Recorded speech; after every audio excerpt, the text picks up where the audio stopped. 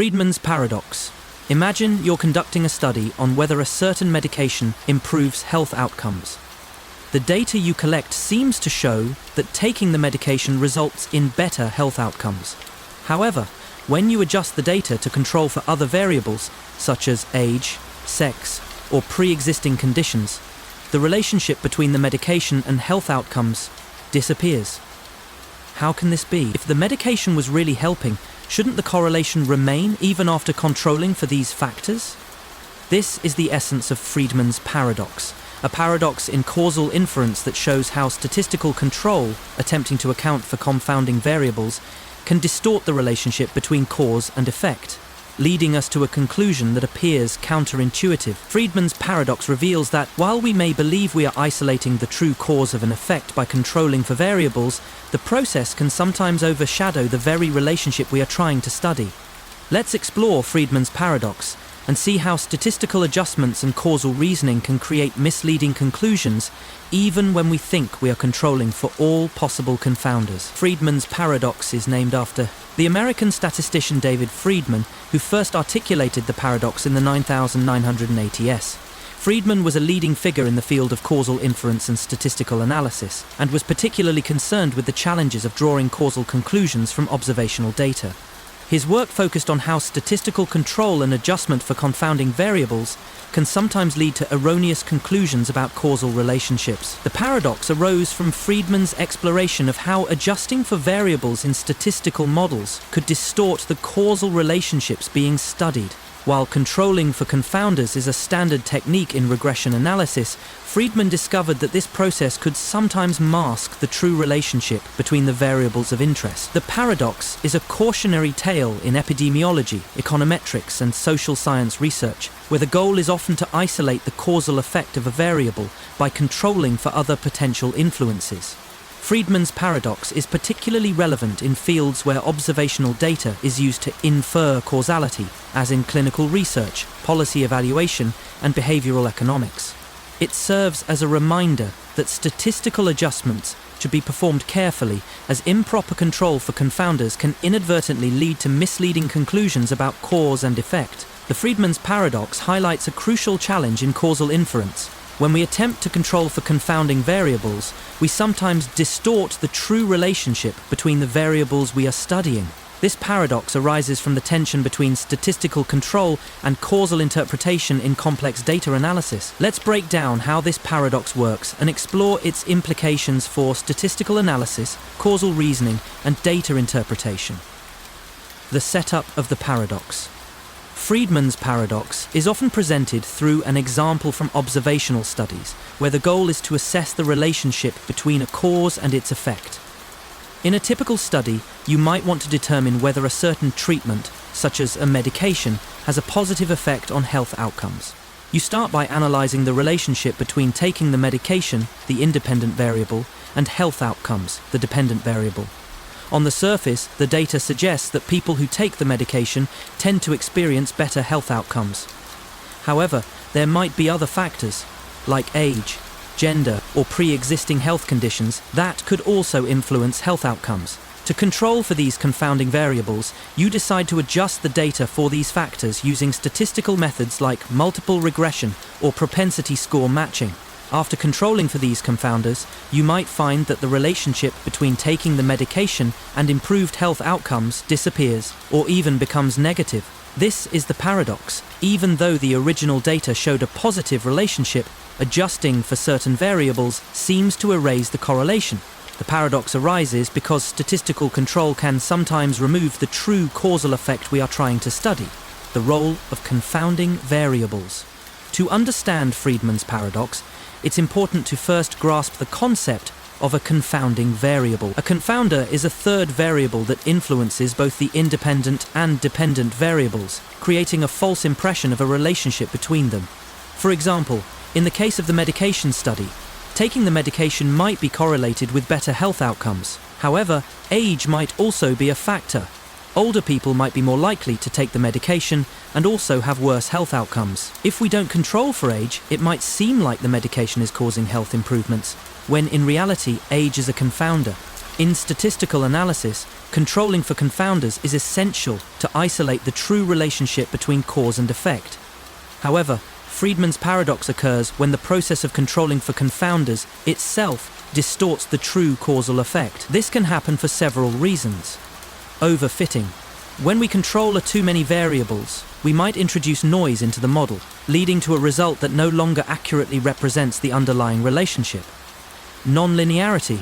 The relationship between variables might not be linear or might be more complex than a simple regression model can account for. In such cases, adjusting for confounders using linear methods can distort the causal relationship. Selection bias. If the data is not randomly sampled, controlling for certain variables might not fully eliminate bias, which can distort the apparent relationship. Statistical adjustment and the loss of causal relationships. The statistical adjustment that is intended to account for confounders can sometimes lead to the loss of the causal relationship between the variables being studied. Let's look at how this works in a more detailed example. Consider a study examining whether exercise, independent variable, leads to weight loss, dependent variable. Initially, the data might show a positive relationship. Those who exercise tend to lose more weight. However, you might suspect that diet is a confounding variable. People who exercise may also be more likely to follow a healthy diet, which could contribute to their weight loss. To account for diet, you control for it statistically. However, after adjusting for diet, the relationship between exercise and weight loss might disappear or become weaker. The paradox arises because the adjustment process removes the effect of exercise, even though exercise likely contributes to weight loss when considered in isolation. Friedman's paradox illustrates that controlling for certain variables might make the relationship seem non-existent, even though the original data showed a correlation. The statistical adjustment process itself becomes a source of distortion, leading to misleading conclusions about the true causal effect. Causality and the problem of over-control. Friedman's paradox is deeply connected to the problem of over-control in causal inference. While controlling for confounders is important in ensuring that we are isolating the true effect of a variable, too much control can be counterproductive. Over-control occurs when we attempt to adjust for variables that are actually part of the causal chain rather than simply being confounders. For example, in a study examining the relationship between smoking and lung cancer, we might control for variables like age or gender. However, controlling for health status or prior medical history could distort the relationship between smoking and lung cancer, as these variables might lie on the causal pathway between smoking and cancer. In such cases, removing the effect of these variables might actually weaken the observed relationship between the cause, smoking, and the effect, cancer. This illustrates the importance of causal understanding when applying statistical methods. Friedman's paradox reminds us that simply controlling for variables statistically doesn't always reveal the true causal effect. It may, in fact, lead us to misinterpret the data by over-adjusting for variables that should not be controlled. Practical implications of Friedman's paradox. The Friedman paradox has important implications for researchers in fields like medicine, economics, psychology, and social science. It highlights the dangers of drawing causal conclusions from observational data without properly understanding the underlying relationships between variables. In medical research, for example, Friedman's paradox teaches us to be cautious when drawing conclusions from studies that control for multiple variables. The confounding variables might not be the only factors influencing the relationship, and statistical adjustments could lead to false negatives about the effectiveness of treatments or interventions. In public policy, the paradox reminds us that controlling for too many factors when analyzing the impact of a policy might obscure the true effect. For example, evaluating the success of an educational reform program might require us to account for socioeconomic factors, but overjumping for these factors could make the program appear less effective than it really is. Resolving the paradox. Careful causal analysis. To resolve Friedman's paradox, it's crucial to understand the causal structure of the system being studied. Researchers must carefully determine which variables are confounders, which are mediators, and which are simply correlated with the outcome of interest. By doing so, they can avoid over-control and ensure that the variables they adjust for are not part of the causal pathway. Another resolution lies in randomized controlled trials, RSCs. which are designed to eliminate confounding through randomization. RCTs provide the gold standard in causal inference, as they control for confounding by randomly assigning participants to different groups, ensuring that the effects of confounders are minimized. Finally, causal inference methods like directed acyclic graphs, DAGs, and structural equation modeling, SEM, can help researchers better understand the relationships between variables and adjust their models accordingly to avoid overcontrol. Friendship paradox. Imagine you have a group of friends, and you decide to calculate the average number of friends that everyone in the group has. Now, think about this. If you examine the network of friendships more closely, you'll find that on average, your friends have more friends than you do. Sounds strange, right? This is the friendship paradox, which reveals that in social networks, most people tend to have fewer friends than their friends do. While it seems counterintuitive, it actually makes sense when you consider how social networks work. The paradox emerges from the way people are connected. Highly connected individuals, those with many friends, are more likely to be part of your social network, which distorts the average number of friends. This leads to a situation where the average friend of a person has more friends than the person themselves. The friendship paradox challenges our intuitive understanding of averages and network theory, revealing how social structures can produce surprising statistical outcomes. Let's dive into this paradox and see what it tells us about social connections, network effects, and statistical bias in real-life networks. The friendship paradox was first introduced by Ladislao J. Borley and Pau D. L. Gabor, although its modern application and widespread recognition came through the work of Scott L. Feld in the 1990s. Feld published his landmark paper in 1991, titled "Why Your Friends Have More Friends Than You Do," in which he mathematically explored the counterintuitive nature of social networks. Feld's research applied network theory to social networks, focusing on the concept of social ties and how connections between individuals in a group impact overall statistical outcomes. By examining the distribution of friends in a network, he discovered that the highly connected individuals, who are often the hubs of a network, play a disproportionate role in the average number of friends a person has. This results in the paradox. Most people in the network have fewer friends than the average number of friends in the network, but their friends are likely to have more. This paradox is widely applicable in social sciences, particularly in sociology, epidemiology, and economics, where understanding the dynamics of social networks is crucial for understanding behaviors like information spread, disease transmission, and even consumer behavior. The paradox emphasizes the importance of network structure and how biases in network connections can skew our perceptions of social connectivity. The friendship paradox is an interesting example of how social networks do not behave according to our intuitive expectations. It teaches us that social networks, whether personal friendships, professional connections, or even online networks, are structured in such a way that individuals with many friends are overrepresented in the average number of friends in the network. Let's break down the paradox and understand its implications for social behavior, statistics, and network theory. The setup of the paradox. The friendship paradox begins with a simple observation.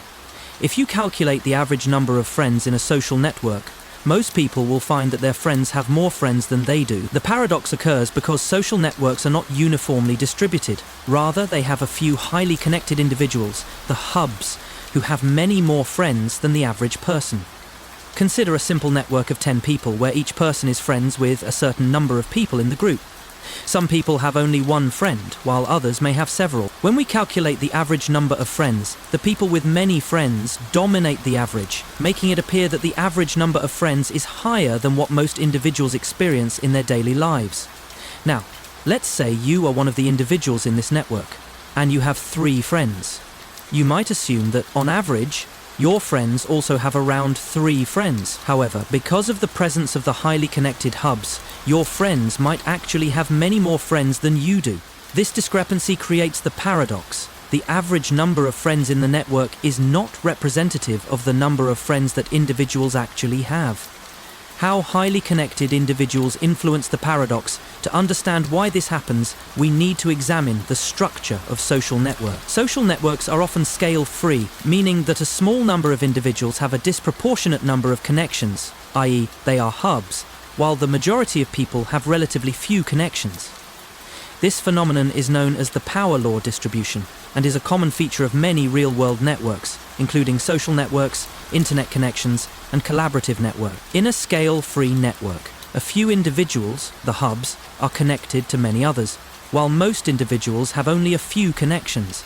These hubs significantly affect the average number of friends in the network. Even though most people in the network may have only a few friends, the existence of the highly connected individuals skews the average number of friends toward higher values. This means that when we calculate the average number of friends, the result is higher than the number most individuals experience because the hubs with many friends are overrepresented. This dynamic creates the paradox. The individuals with fewer friends are surrounded by people who, on average, have more friends, simply because of the disproportionate influence of the hubs. So even though the average number of friends in the network might be higher, most people in the network have fewer friends than this average. Why the paradox occurs? The math behind it, mathematically, the friendship paradox is a result of how the distribution of friends is structured in a network. The average number of friends in a network is calculated by summing the total number of friends each person has and dividing by the total number of people in the network. In a social network, most people are on the lower end of the distribution, having fewer friends, while a few people are on the higher end, having many friends.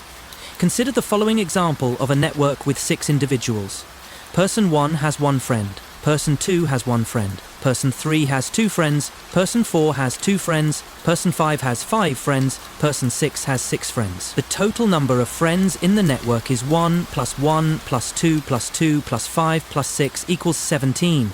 The average number of friends is average equals 17/62.83. So the average number of friends in the network is approximately 2.83. However, most individuals, Person 1, Person 2, Person 3 and Person 4, have fewer friends than the average, only 2 or 3 friends each. The reason for this discrepancy is the highly connected individuals, Person 5 and Person 6, who have many more friends than the majority of the network. Now, if you were to ask someone in the network how many friends their friends have, they would likely find that the average number of their friends is higher than their own number of friends. This skewed distribution of social connections explains the friendship paradox. The people with fewer friends are surrounded by people who, on average, have more friends. Implications for social networks and real-world applications. The friendship paradox has important implications for understanding how social networks operate and how we interpret social relationships. It emphasizes the disproportionate impact that highly connected individuals, hubs, have on the overall structure of the network. This has several important real-world consequences. Information flow. In a network where hubs dominate, information tends to spread more rapidly through the hubs than through the less connected individuals. This is why individuals who are highly connected in social networks, like celebrities or influencers, often have a more significant impact on trends and behaviors than people with fewer connections. Epidemiology. In the context of disease spread, the friendship paradox suggests that individuals who are highly connected, e.g., social butterflies, are more likely to spread disease, even though they may not feel like they are at greater risk than others in the network. Social influence.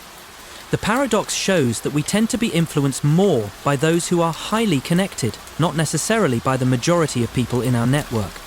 This has implications for marketing, where companies focus on targeting influencers or people with large social circles, rather than trying to reach everyone in a broad population. Networking strategies. For individuals trying to expand their professional network, the paradox suggests that connecting with highly connected individuals, hubs, could be more beneficial than attempting to connect with others who are less connected. Why it matters. Insights into human behavior and social structure. The friendship paradox offers valuable insights into how social structures are formed and how human behavior interacts with network theory. It underscores that social networks are not uniform, and most people are connected to a few others, while a few highly connected individuals serve as key bridges that link the network together. This insight is essential for understanding how social phenomena like friendship, influence, and information flow spread through populations. It also emphasizes the importance of considering network structure when studying social interactions and statistical correlations in society. Inspection paradox. Imagine you're inspecting a factory that produces light bulbs. You randomly pick one bulb to test, and it works perfectly. You test another, and it also works, but after testing a few more, you realize that you've only been testing the bulbs that are working, and you haven't checked any that might be defective. This is the essence of the inspection paradox. When we sample or inspect a subset of items, the results can be biased by the very process of inspection. In situations where you're sampling from a population, you're more likely to inspect items that are readily available, easier to access, or more visible, often leading you to overlook defective or rare cases. In the inspection paradox, this bias distorts your understanding of the overall population, because you're more likely to encounter good cases rather than bad ones, even when both types exist in the population. The paradox shows how sampling and inspection procedures can affect data accuracy, leading to skewed conclusions about the quality or distribution of items. Let's explore this paradox and see how it applies to quality control, statistical analysis, and our everyday understanding of sampling. The inspection paradox is a lesser-known but significant paradox in the field of probability theory and sampling bias. It originated in discussions around quality control and the statistical analysis of sampling techniques, particularly in contexts like manufacturing, surveying, and medical inspections. The paradox draws attention to how sampling biases can distort our perception of the overall distribution of items or qualities within a population. While the inspection paradox is not always formally recognized by this name, it was explored in a variety of statistical literature concerning the methods of inspecting or testing a sample and how these methods lead to biased estimations. The paradox often emerges when inspecting seemingly random samples from a population that actually aren't representative of the full distribution. This paradox gained wider attention in the 20th century as fields like quality control and epidemiology began to emphasize the importance of understanding sampling bias and error.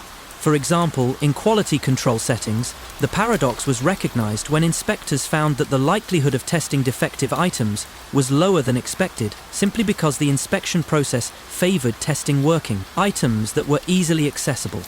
Over time, this concept expanded to survey research and social sciences, where self-selection bias in surveys led to skewed data and distorted conclusions. The inspection paradox highlights the critical need for random sampling and comprehensive testing procedures in order to obtain an accurate representation of a population or dataset.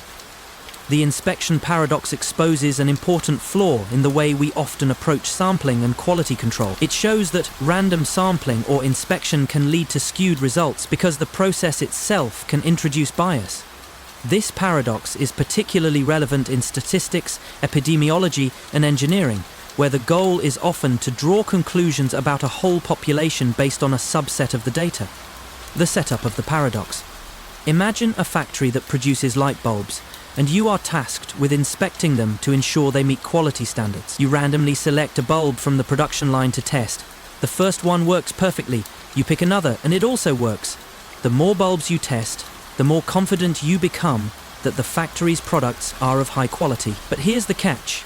You are more likely to be inspecting working light bulbs simply because they are the ones that are available and easy to find. In reality, defective light bulbs might be rare in the population, but you won't inspect those that are defective unless you deliberately look for them. The inspection process itself creates a sampling bias, where the majority of the items you inspect are functional, and thus your inspection distorts the overall picture of quality. You may conclude that the factory is producing high-quality products even though the true quality rate may be lower because you haven't inspected the defective items. This is the inspection paradox. By focusing on the easily accessible items, the working bulbs, you end up with a skewed understanding of the overall distribution of quality, sampling bias, and its effects. At the heart of the inspection paradox is sampling bias, the phenomenon where the method of sampling results in an unrepresentative sample. In many cases, we assume that when we randomly pick items to inspect, those items will provide an accurate representation of the broader population. However, this is not always the case when the process of inspection itself introduces bias. For example, in survey research, when individuals self-select into a survey, such as filling out an online questionnaire, the sample is inherently biased because only those with a strong interest in the survey topic or a particular opinion will participate. Similarly, in medical testing, patients with more severe symptoms are more likely to seek out treatment, meaning that a sample of people seeking treatment may not represent the entire population's health status. In the case of light bulb inspection, you are more likely to pick up a working light bulb from the factory simply because there are more working bulbs easily available for inspection. The paradox occurs when this leads you to conclude that the factory's defect rate is much lower than it actually is. Why inspection and sampling bias occurs. The inspection paradox occurs because of how we define and apply the random sampling process in practice. In theory, random sampling involves choosing individuals or items from the population in a way that is equally likely for all members.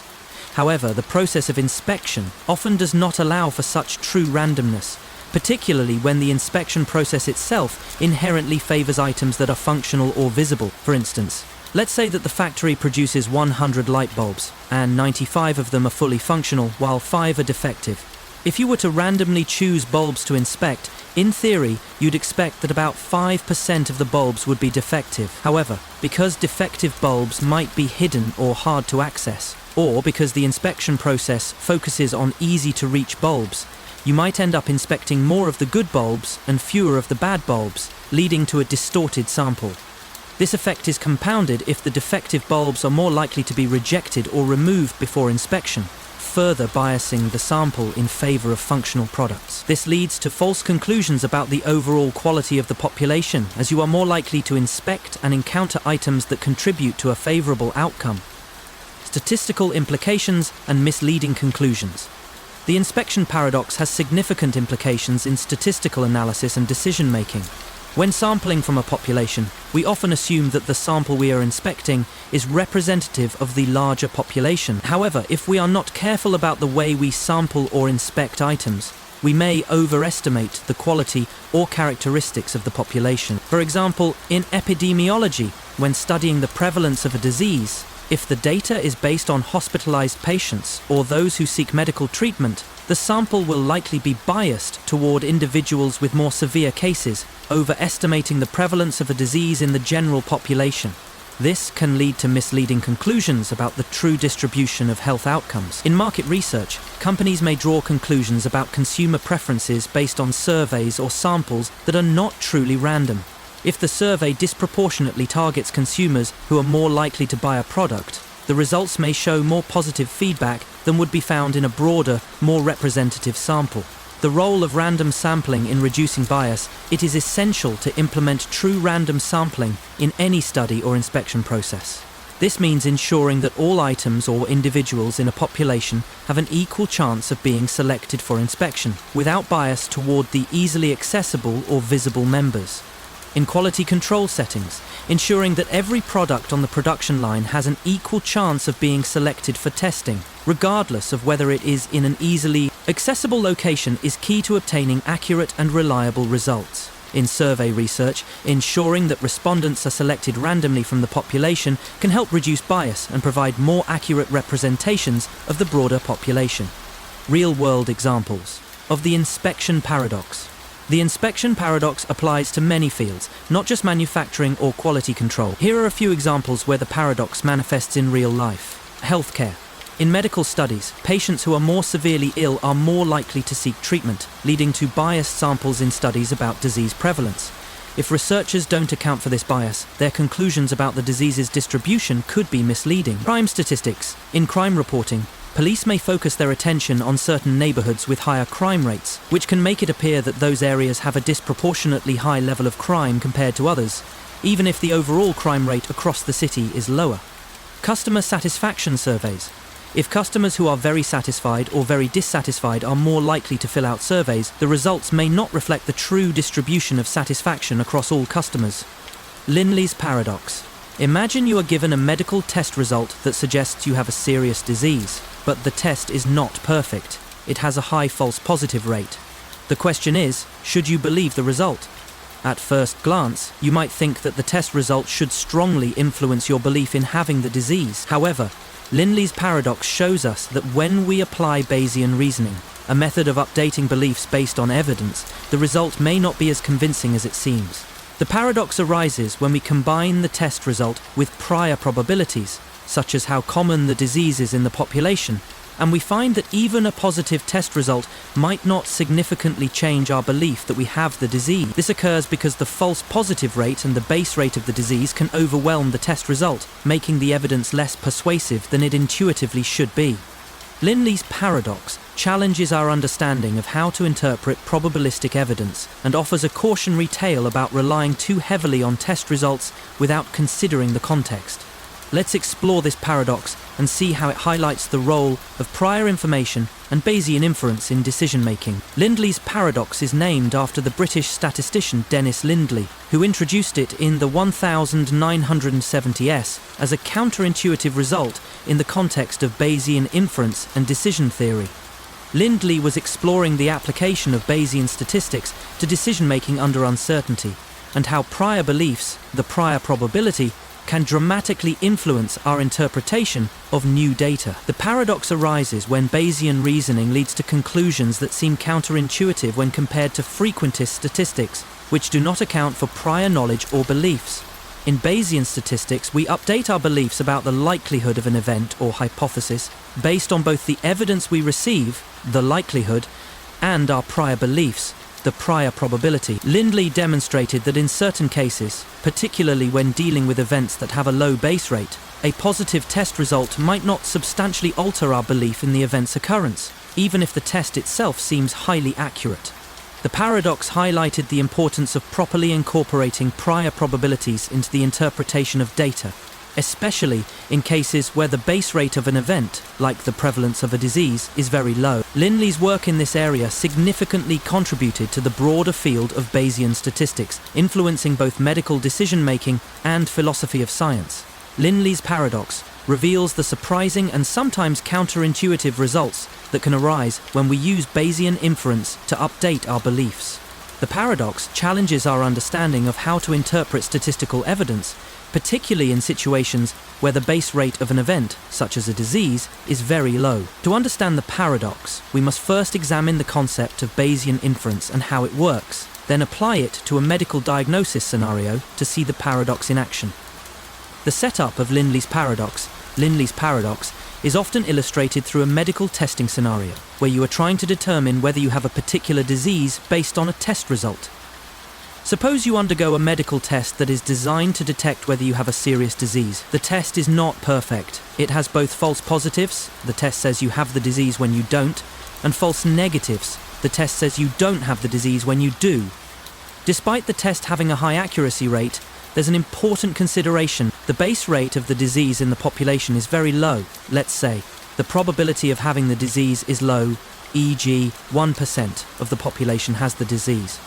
The test has a false positive rate of 5%, meaning 5% of healthy individuals will receive a positive result. The test has a true positive rate of 90%, meaning 90% of those who actually have the disease will test positive. Now, based on these parameters, you take the test and receive a positive result. The question is, how confident should you be that you have the disease? At first glance, you might think that a positive test result should greatly increase your likelihood of having the disease. But when we apply Bayesian reasoning, the paradox emerges. Despite the positive result, your probability of actually having the disease might still be low. The role of base rates and prior probability. The key to understanding Lindley's paradox is the concept of prior probability, or the base rate of the disease in the population. In Bayesian inference, our updated belief about a hypothesis, in this case, the hypothesis that you have the disease, is influenced by both the prior probability, the base rate of the disease before any testing is done, in this case 1%, the likelihood, the probability of observing the test result given that you have or do not have the disease. The prior probability of the disease is crucial here. Even though the test has a high true positive rate, 90%, and a relatively low false positive rate, 5%, the fact that the disease is rare, only 1% of the population has it, means that most of the positive test results you observe will be from healthy individuals who have a false positive. In Bayesian terms, the updated probability of having the disease given a positive test result is P disease positive test equals P positive test disease slash P disease equals 0.9 true positive rate. P disease equals 0.01 positive rate. P disease equals 0.01 base rate of the disease.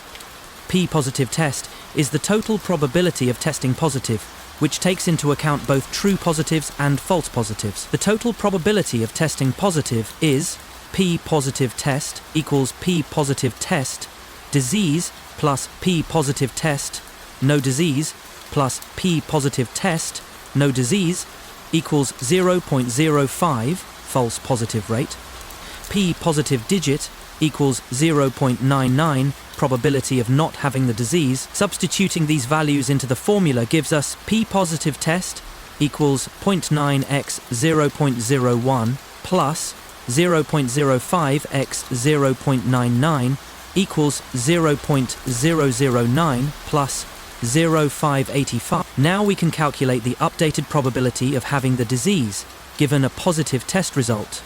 P disease positive test equals 0.9x 0.01 slash 0.585 equals 0.009 slash 0.0585 154.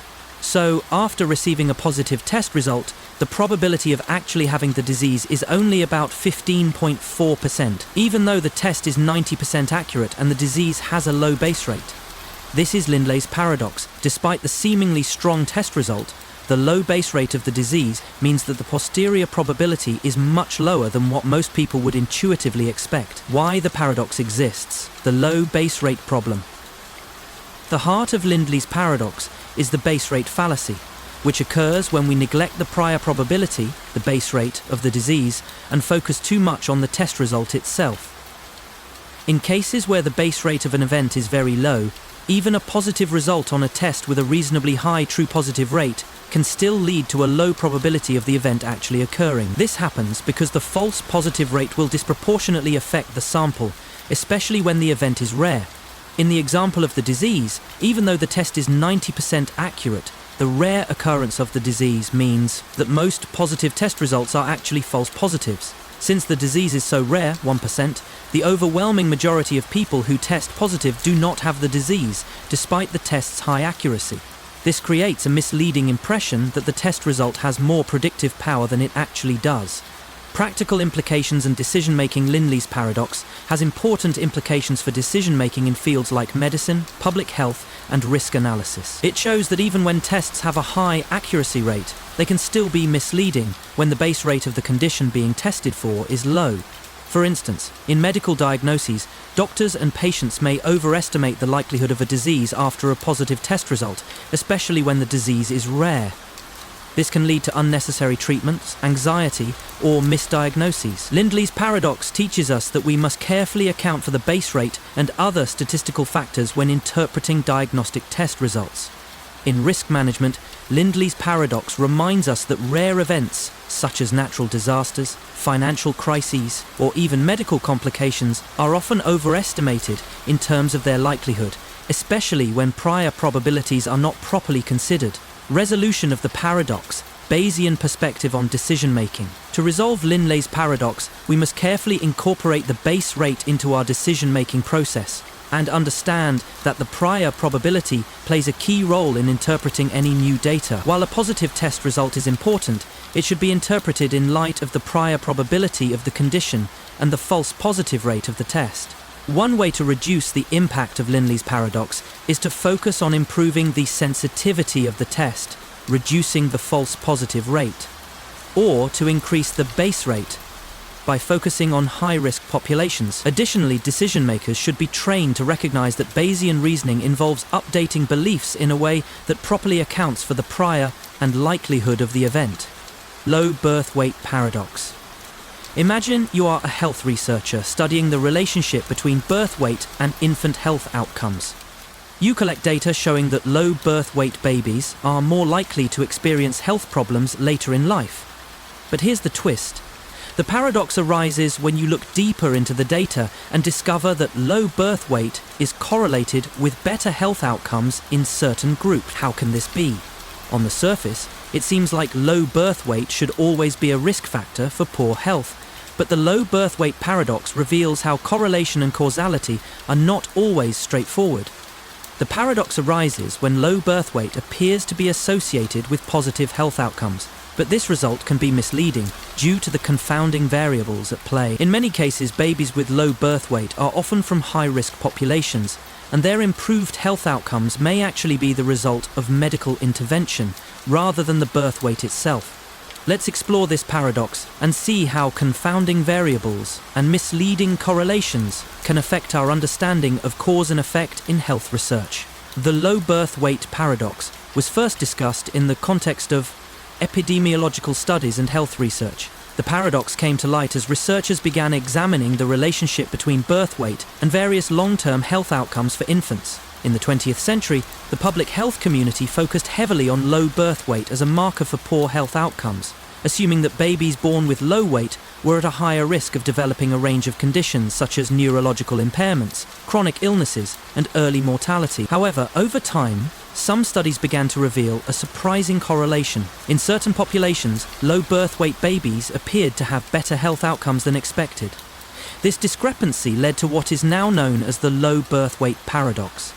Researchers recognized that confounding variables were playing a significant role in shaping the relationship between birth weight and health. For instance, babies born to mothers with access to high-quality healthcare and medical interventions might experience better outcomes, even if they were born with low birth weight.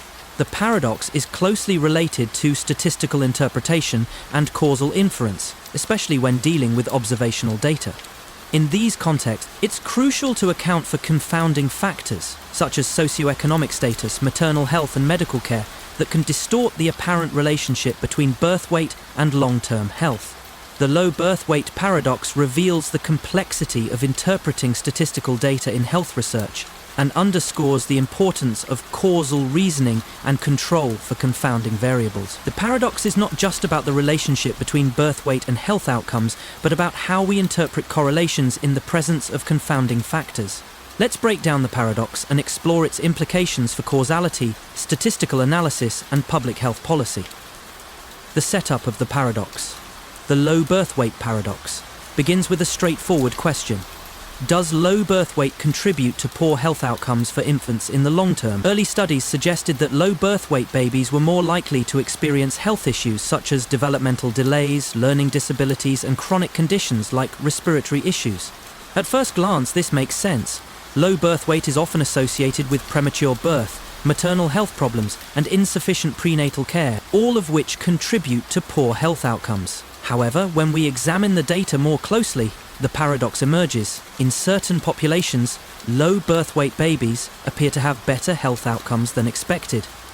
This challenges the conventional wisdom that low birth weight is always a risk factor for poor health. In some cases, babies born with low birth weight but who receive specialized medical care or are born into families with higher levels of healthcare access seem to fare better than babies born at a higher weight in less resourceful settings.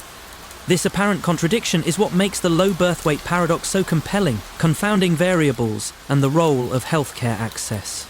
The key to understanding the low birth weight paradox lies in the concept of confounding variables, factors that influence both the independent variable, low birth weight, and the dependent variable, health outcomes, thereby distorting the apparent relationship between them.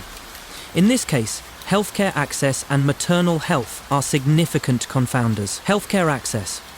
Babies born with low birth weight in well-resourced settings may benefit from intensive care and medical interventions such as neonatal intensive care units, NICUs, advanced respiratory support, and early medical monitoring, which can significantly improve their long-term health outcomes.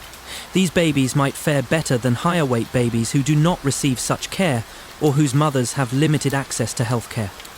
Maternal health. Mothers with higher socioeconomic status or better overall health may give birth to low birth weight babies due to factors unrelated to the mother's health, such as genetics or pre-existing medical conditions. These babies may have access to better prenatal care and postnatal treatment, which can offset the risks associated with low birth weight. Because these confounding factors are not always considered in early studies, the correlation between low birth weight and poor health outcomes becomes distorted. In fact, the improved outcomes observed in some low birth weight babies might not be due to their birth weight at all, but rather the presence of these confounding factors. The misleading nature of correlation in observational data. The low birth weight paradox is a powerful example of how correlation does not imply causation, especially when confounding variables are present. In observational studies, researchers often observe that low birth weight is correlated with poor health outcomes, but this relationship is only an association, not a direct causal link. Without properly controlling for confounding factors like healthcare access, socioeconomic status, and maternal health, we may mistakenly conclude that low birth weight is the cause of poor health outcomes. In fact, the true causal relationship may be more complex, with medical interventions and healthcare resources playing a much more significant role in the long-term health of low birth weight babies. This is a key lesson from the paradox. Correlations can be misleading when we don't account for all the factors that might influence the relationship we are studying. In many cases, the real causes of health outcomes are not directly related to the primary variable, in this case, birth weight, but rather to external factors that affect the data. Bayesian inference and causal reasoning. To resolve the low birth weight paradox, we need to employ Bayesian inference and causal reasoning to properly account for the influence of confounding variables. Bayesian reasoning allows us to update our beliefs based on new evidence, taking into account both the prior probability of the event, we think the base rate of health outcomes for low birth weight babies, and the likelihood of observing the test results given various factors, such as medical care and maternal health.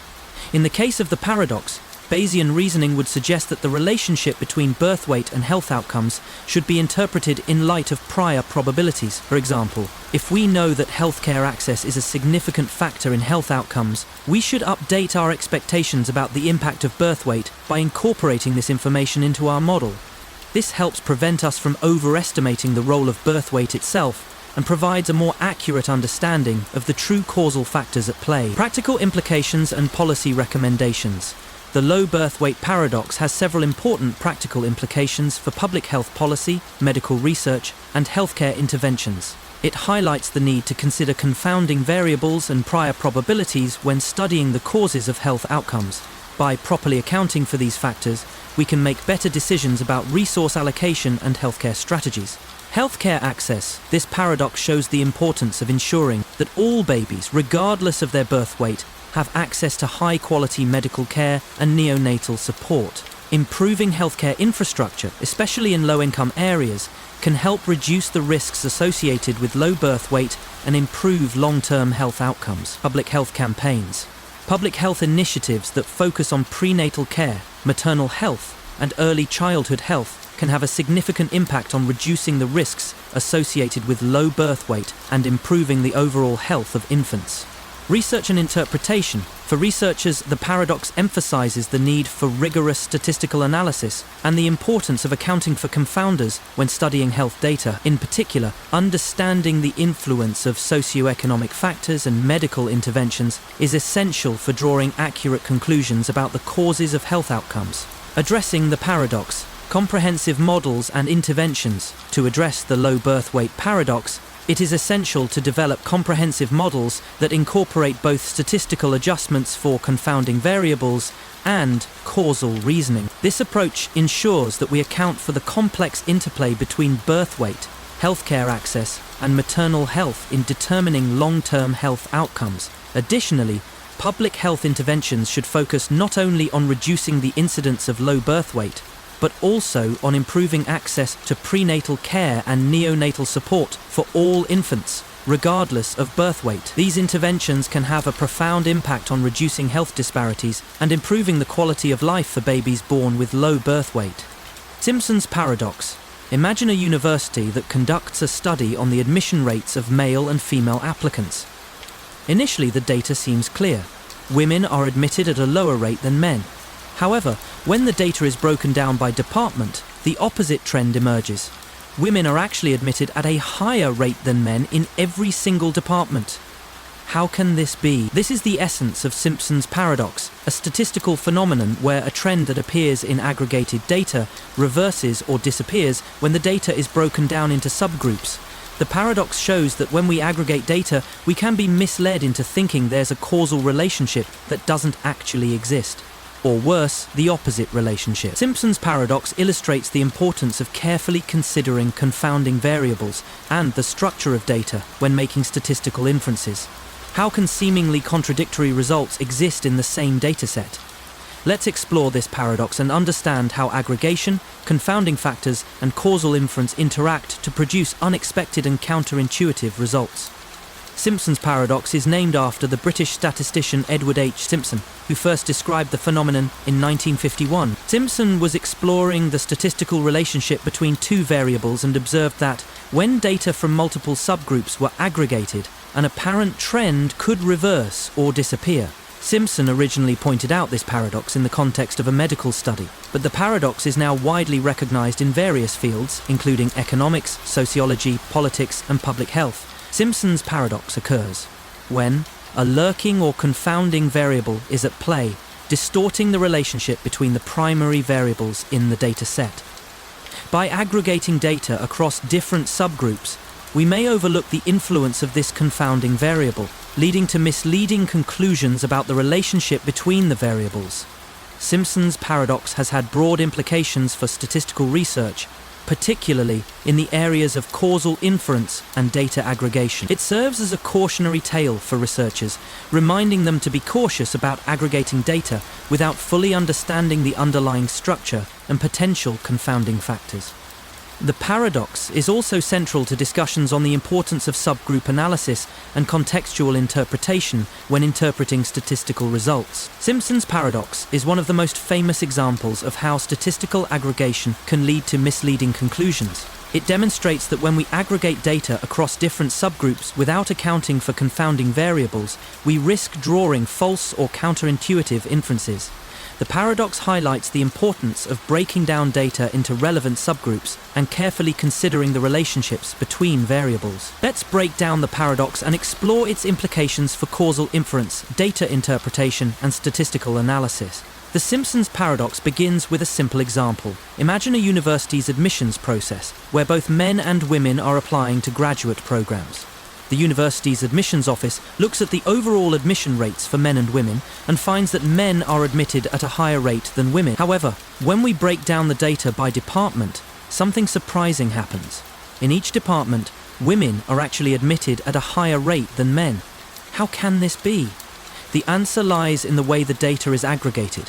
When we look at the university's overall admission rates, we see that men are admitted at a higher rate. But this result is driven by the fact that men apply more frequently to competitive departments, which have lower admission rates, and women apply more often to less competitive departments, which have higher admission rates. In reality, within each department, women are more likely to be admitted than men, but when we aggregate the data across all departments, we lose this nuance and conclude that men have a higher admission rate. At the core of Simpson's paradox is the concept of confounding variables, factors that are not directly related to the variables being studied, but influence the relationship between them. In the example of the university admissions, the department variable is the confounder. Men and women apply to different departments with different admission rates, which distorts the overall relationship between gender and admission rates. A confounding variable can affect the aggregate data, causing misleading conclusions about the relationship between the primary variables. In the case of Simpson's paradox, the department variable is not accounted for in the aggregated data, which leads to a distorted conclusion that men are admitted at a higher rate overall, even though women have a higher admission rate in each department. This is the key insight of the paradox. The aggregate data can mask or distort the true relationships between the variables when confounders are present. By breaking the data down into more granular subgroups, we can often reveal a different and more accurate picture of the relationships between the variables. To understand Simpson's paradox more clearly, let's delve into the mechanics of aggregation and subgroup analysis. Suppose we have a dataset that looks at the relationship between two variables, say, treatment type, e.g., drug A versus drug B, and treatment success rate. But the dataset is divided into two subgroups based on age, younger versus older patients. If we aggregate the data, we might find that drug A appears to be more effective than drug B. However, when we look at the subgroup data, we see something surprising. In the younger subgroup, drug B is more effective, and in the older subgroup, drug A is more effective. The paradox arises because age, the confounder, is influencing the results. When we aggregate the data across both subgroups, we fail to account for age differences, which skews the comparison between the two treatments. If we break the data down by age subgroup, we can see that each drug performs better in its respective subgroup, revealing that the overall aggregate data gives a misleading impression of the treatment comparison. The paradox can be understood through the concept of conditional probability and weighted averages. Suppose we have two treatments, drug A and drug B, and we are comparing their effectiveness across two subgroups, younger patients and older patients. The success rates for the two treatments within each group might show that drug B is better for younger patients and drug A is better for older patients. But if the majority of patients are younger and are disproportionately receiving drug A, the aggregate success rate for drug B might appear higher, leading to a reversal of the true subgroup trends. This mathematical distortion is the heart of Simpson's paradox. Simpson's paradox has profound implications for causal inference and data interpretation, especially when dealing with observational data. It serves as a cautionary tale for researchers, policymakers, and anyone relying on aggregate data to draw conclusions about cause and effect relationships. The paradox underscores the importance of recognizing and controlling for confounding variables in causal studies. Without accounting for confounders, such as department or age, we risk drawing false conclusions about the causal effects of variables. Simpson's paradox demonstrates the importance of conducting subgroup analyses to identify how relationships may differ across different groups.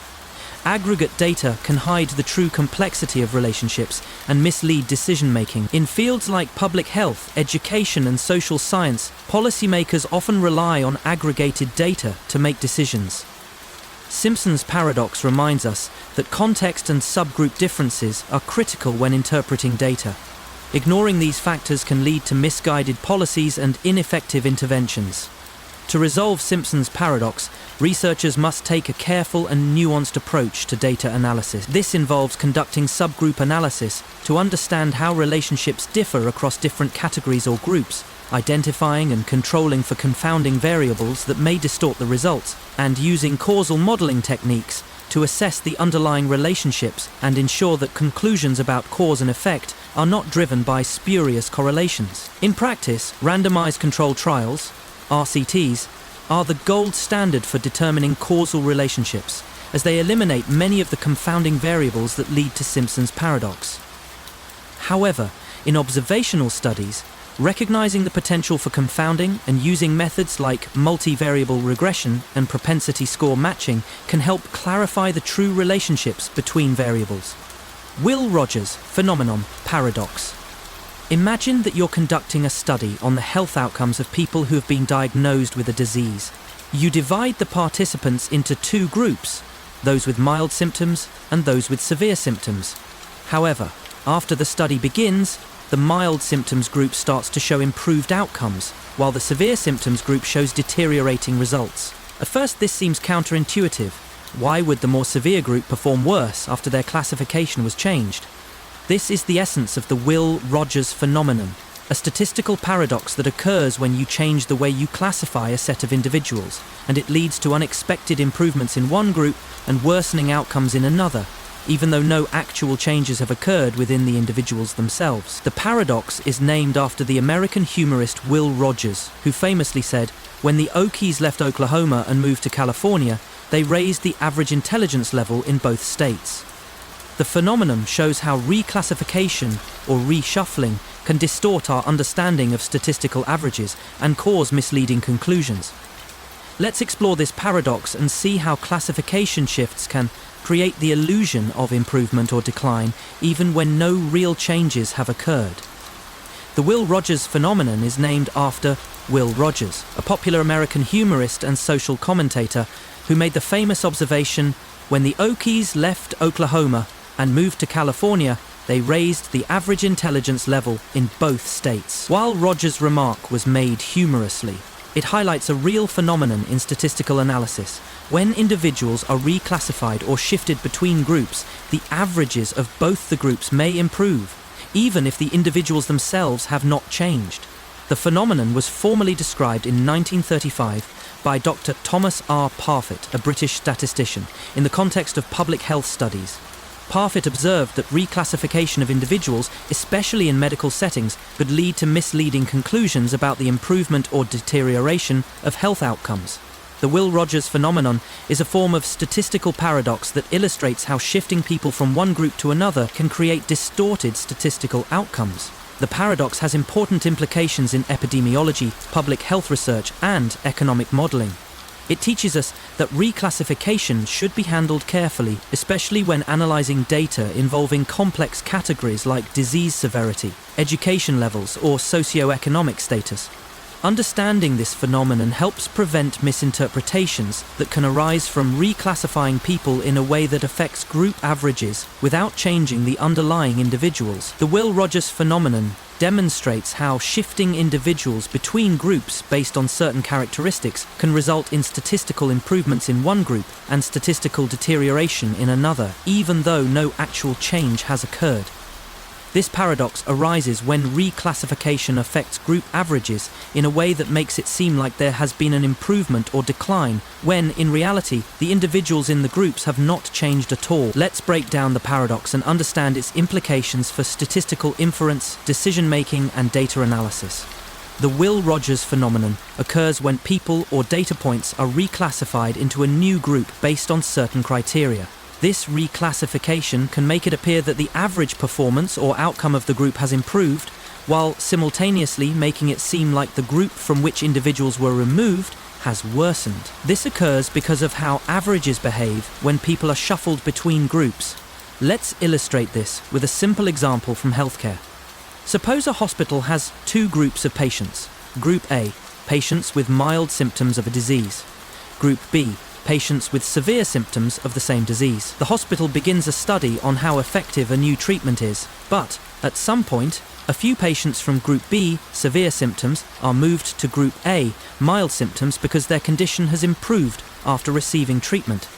The statistical result might show that Group A, mild symptoms, now has a better average outcome, while Group B, severe symptoms, shows a worse average outcome, even though the treatment itself may not have changed the individual's health outcomes significantly. The paradox here is that the reclassification of patients from severe to mild symptoms caused statistical improvement in Group A, since it now has more patients with better outcomes, and deterioration in Group B, since it now has more patients with worse outcomes. But in reality, the patients themselves did not experience a significant change. They were simply reclassified.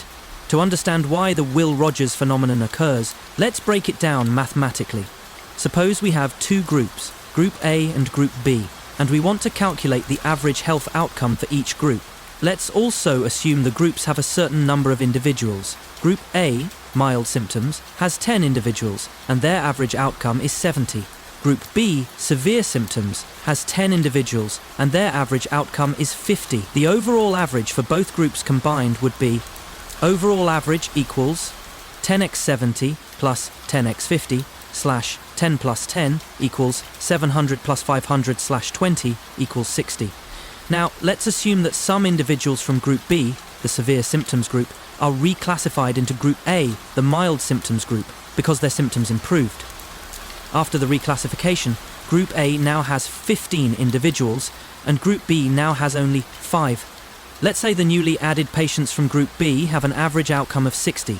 The new averages are: Group A, now with 15 individuals, has an average of 75. Group B, now with 5 individuals, has an average of 40. The new overall average would now be new overall average equals 15x75 plus 5x15 plus 2 plus 25 plus 200 slash 20 equals 66.25. As a result, we've shifted people from Group B to Group A, which has caused the average outcome of Group A to improve and the average outcome of Group B to decline, even though the individuals themselves have not changed, but merely moved between groups. This is a direct result of how averages behave when individuals are redistributed. The Will Rogers phenomenon is closely tied to group size and the impact of reclassification on average values. When we reclassify individuals into groups based on their condition or status, the new group averages will depend not only on the individuals being moved, but also on the size of the groups. In the example above, when individuals from Group B, severe symptoms, were moved to Group A, mild symptoms, the relative size of Group A grew, which caused the average outcome for Group A to improve. This improvement was largely due to the fact that Group A became larger, and the patients with slightly better outcomes from Group B helped raise the overall average. The paradox shows how changes in group size or the reclassification of individuals can significantly affect the perceived outcomes for both groups. In many cases, this can lead to misleading conclusions about the effectiveness of a treatment, intervention, or policy, as the statistical averages may suggest improvements or declines that do not reflect actual changes in the population's health status. The Will Rogers phenomenon occurs in real-world situations across various fields, from healthcare to education to economics. Let's look at some practical examples. Healthcare. In medical studies, particularly in clinical trials, patients are often moved between different treatment groups based on their response to treatment. If patients with more severe symptoms improve and are reclassified into the mild symptoms group, this can create a false impression that the treatment is more effective than it actually is, as the average improvement in the mild group will appear larger. Education.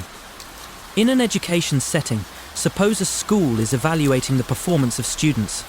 If the school shifts students from a failing group with low test scores to a passing group with higher test scores due to reclassification of test difficulty or adjustment of standards, the school may appear to have made greater progress in improving student performance, even though no real change has occurred. Economic data. In economic modeling, shifts in classifications, like changing the criteria for what constitutes a middle class or adjusting poverty thresholds, can create the illusion that more people have moved out of poverty, or that income distribution has improved even though these shifts were merely statistical adjustments. To avoid the Will Rogers phenomenon, it is important to be cautious when reclassifying groups based on certain characteristics. Researchers and policymakers must carefully consider the impact of reclassification on the averages and ensure that any changes in group membership do not distort the interpretation of the data. In practice, this means being transparent about how groups are classified and ensuring that statistical adjustments are properly accounted for in the analysis. When studying treatment efficacy, public health outcomes, or economic data, it is crucial to examine the underlying data structure and avoid drawing conclusions based solely on aggregated or reclassified data. The Will Rogers phenomenon also underscores the importance of data transparency and context when interpreting statistical results. Understanding how data is collected, grouped, and reclassified can help prevent misinterpretation of the results and ensure that conclusions are based on accurate representations of the underlying population. By being aware of the potential for statistical distortions caused by reclassification, researchers can improve the quality of their analyses and avoid misleading conclusions about treatment effectiveness, policy impact, or population health. Bertrand's box paradox. Imagine you're given 3 boxes. One contains 2 gold coins, another contains 2 silver coins, and the last contains 1 gold coin and 1 silver coin. You're told to pick a box at random, and then you randomly draw 1 coin from that box. It's a gold coin. What is the probability that the other coin in the box is also gold? Intuitively, you might think that the answer is simply 50%. After all, you've already seen 1 gold coin, so it seems like there's an equal chance that the other coin is either gold or silver. But here's the twist. The actual probability is 2/3, not 50%. This is the essence of Bertrand's box paradox, a problem that challenges our understanding of conditional probability and how we interpret random events. While we expect outcomes to be evenly distributed, the paradox shows us that once you account for the setup of the problem, our intuitions about probability can be misleading. Let's explore this paradox and see why conditional probability can lead to surprising conclusions that defy our expectations. Bertrand's box paradox was first introduced by the French mathematician Joseph Bertrand in his book Calcul des probabilités, published in 1889. Bertrand's paradox is a counterintuitive problem that challenges our understanding of probability theory. The paradox is often cited as a classic example of how conditional probability can lead to conclusions that are at odds with our intuition about random events. The problem arose from Bertrand's exploration of probability in real-world situations and how mathematical reasoning can sometimes defy common sense. He showed that when dealing with randomly chosen objects, such as drawing coins from boxes, The conditional probabilities can vary based on how we set up the situation, which leads to conclusions that seem paradoxical. The Bertrand's box paradox became a widely discussed problem in the field of probability theory because it demonstrated how even simple, seemingly straightforward questions about probability can lead to surprising results. The paradox continues to be a standard example in probability textbooks, often used to illustrate the importance of carefully considering how problems are framed when working with conditional probability. Though Bertrand's paradox is now considered a basic problem in the study of probability, it has far-reaching implications in various fields where understanding conditional events is crucial, such as statistics, game theory, decision theory, and philosophy. The Bertrand's box paradox is an excellent example of how conditional probability can yield counterintuitive results. To understand the paradox, we need to break down the setup and examine the probabilistic reasoning behind it. Let's start with the basics of conditional probability and how it applies to this situation. In Bertrand's box paradox, we have 3 boxes. Box 1 contains 2 gold coins. Box 2 contains 2 silver coins. Box 3 contains 1 gold coin and 1 silver coin. You choose a box at random and then randomly select 1 coin from that box. You see that the coin is gold. The paradox asks, what is the probability that the other coin in the same box is also gold? At first, it might seem like the probability is 50% because you've seen 1 gold coin, so there are 2 possible scenarios. Either the other coin is gold, from box 1, or it is silver, from box 3. This seems like a classic 50/50 scenario, but the actual probability is 2/3 that the other coin is also gold. Let's explore why this is the case. To calculate the correct probability, we need to use conditional probability, which is the probability of an event, the second coin being gold, given that another event, the first coin is gold, has occurred.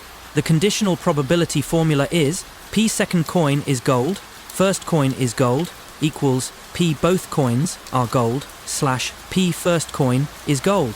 This formula shows that to calculate the probability of the second coin being gold, we need to understand 2 key probabilities. P both coins are gold, and probability of selecting the box with 2 gold coins, box 1, and drawing a gold coin from it, the total probability of drawing a gold coin from any of the 3 boxes. Let's calculate these probabilities step by step. The probability of choosing box 1, which contains 2 gold coins, is 1/3, because we are equally likely to choose any of the 3 boxes. If we choose box 1, the probability of drawing a gold coin from it is 1, because both coins in box 1 are gold. The probability of choosing box 2, which contains 2 silver coins, is also 1/3. If we choose box 2, the probability of drawing a gold coin is 0, because there are no gold coins in box 2. The probability of choosing box 3, which contains 1 gold coin and 1 silver coin, is 1/3. If we choose box 3, the probability of drawing a gold coin is 1/2, because there is exactly 1 gold coin out of 2 coins. Now, let's calculate the total probability of drawing a gold coin. P equals front. This is the sum of the probabilities of drawing a gold coin from each box. P equals front, plus 1/3x1, plus 1/3x0, plus 1/2 equals 1/3 plus 0 plus 1/6 equals 1/2. Now, let's calculate the probability that both coins are gold. P equals 1/2 plus 1/6 equals 1/2. This only happens if we choose box 1, where both coins are gold. The probability of this happening is P, both coins are gold, equals 1/3, x1 equals 1/3. Now that we have all the necessary probabilities, we can apply the conditional probability formula. P second coin is gold, first coin is gold, equals P both coins are gold, / first coin is gold, equals 2/3, equals /2 equals 2/3. Thus, the probability that the other coin in the box is gold is 2/3, not 50%. At first, the result of 2/3 might seem counterintuitive. After all, we might think that once we've seen a gold coin, the chances of the other coin being gold are 50/50, as it could be from either box 1 or box 3. However, the probabilistic reasoning behind the paradox is that we must consider the overall probability distribution for each box. The key factor is that box 1, which contains both gold coins, plays a disproportionately large role in the probability. When we pick a gold coin, there's a higher chance that we've chosen box 1, because box 1 contains only gold coins. Box 3, on the other hand, only has a 50% chance of providing a gold coin, which lowers the probability of choosing this box. Since box 1 is more likely to produce a second gold coin, the probability of the second coin being gold is 2/3. The Bertrand's box paradox has important implications for how we interpret conditional probabilities in various real-world scenarios. For example, in medical testing, we might be inclined to believe that the results of a test are more likely to be accurate if we see a positive result. However, similar to the Bertrand's box paradox, the probability of an actual diagnosis may depend on how we account for prior probabilities and the structure of the test itself, leading to potential misinterpretations. In economic modeling, probability distributions are used to predict outcomes, but the way we categorize data, like risk levels or market conditions, can dramatically affect the predictions we make. Understanding the Bertrand paradox helps us avoid errors in judgment when working with probabilistic data and interpreting conditional events. Bertrand's paradox. Imagine you are in a room with a circular table and you have a piece of string that you cut randomly to a certain length. Now you randomly throw the string onto the table and you're asked to determine the probability that the string intersects a set of parallel lines drawn on the table. Intuitively, you might think that the string will intersect the lines with a fixed probability. But here's the catch.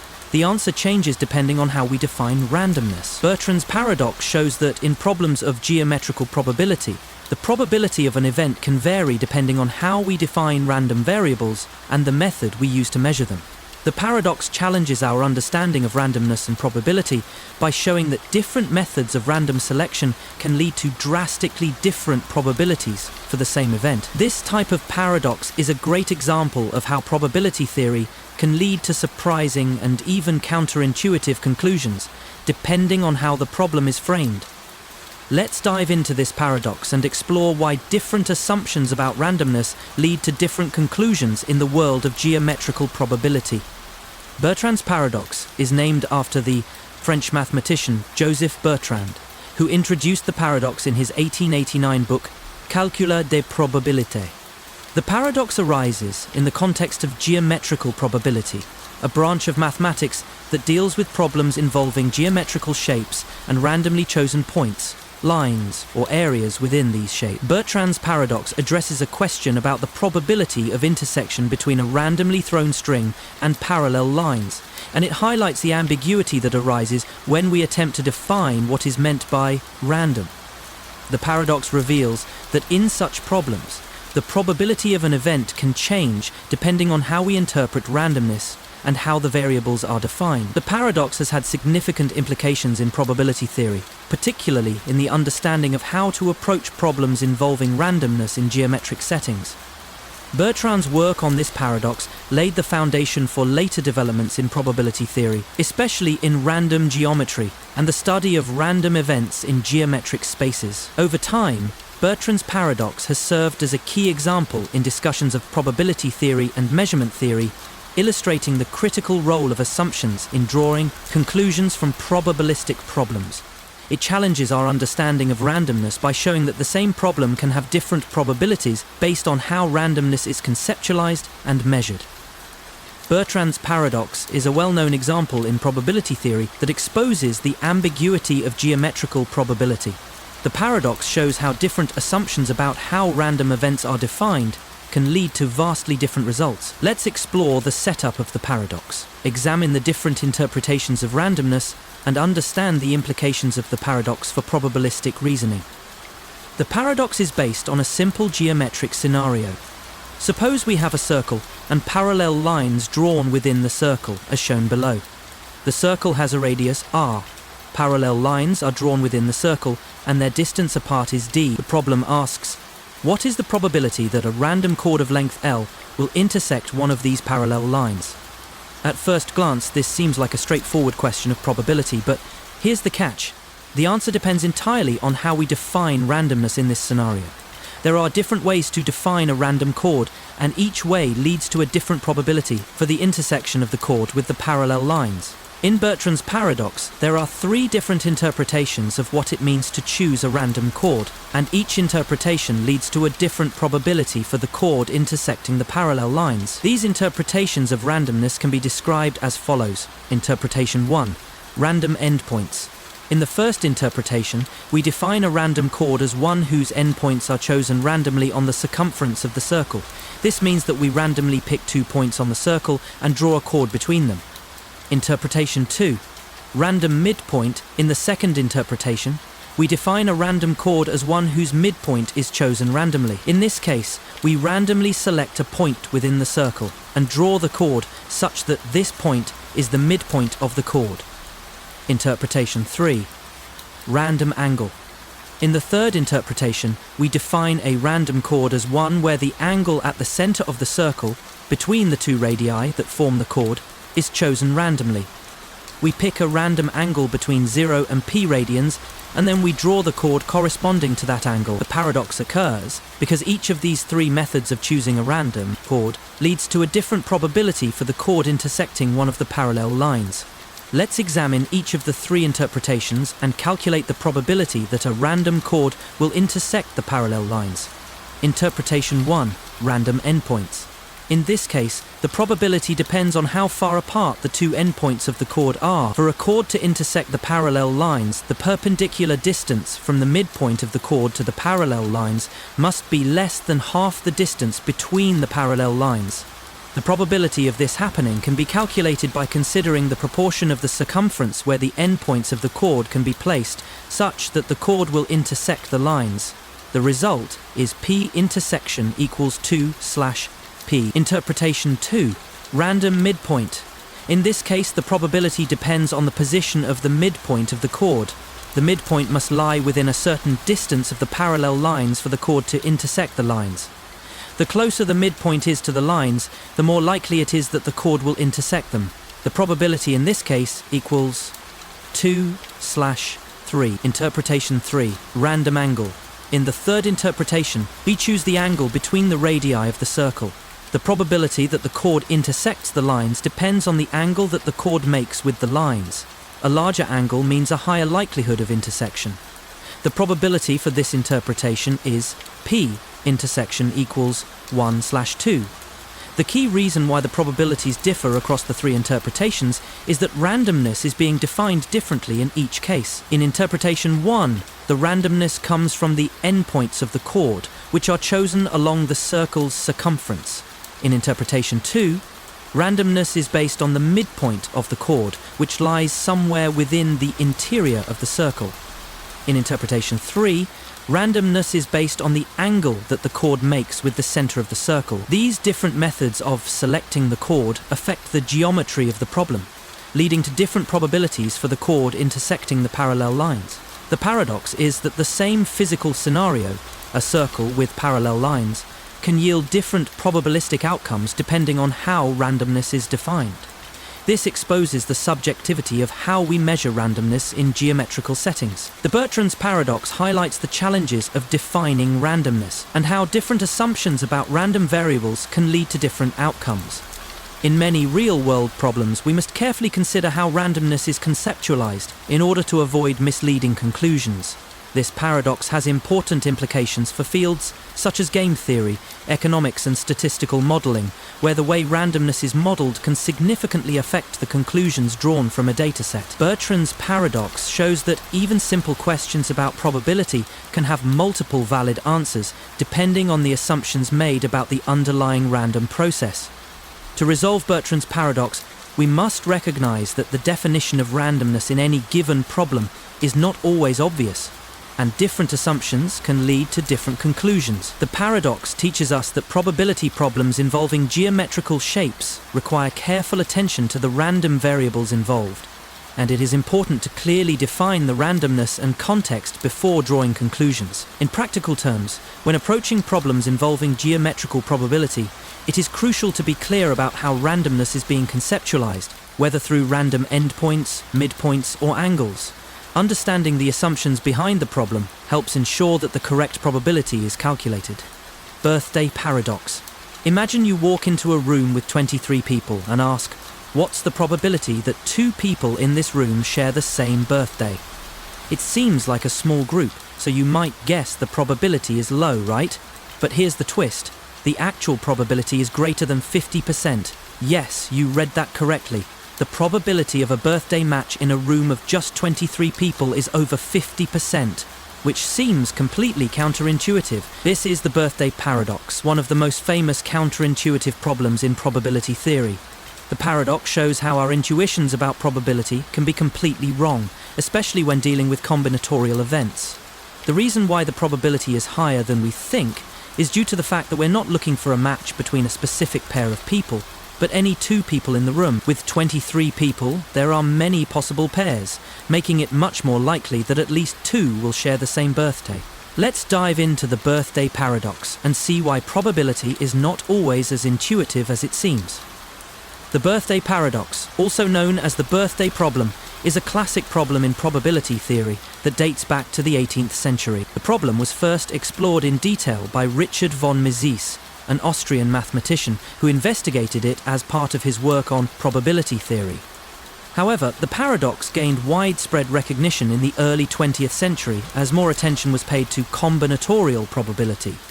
The problem asks, what is the probability that at least 2 people in a group of n people share the same birthday? The answer, as it turns out, is counterintuitive. For a group of just 23 people, the probability is over 50%, much higher than most people expect.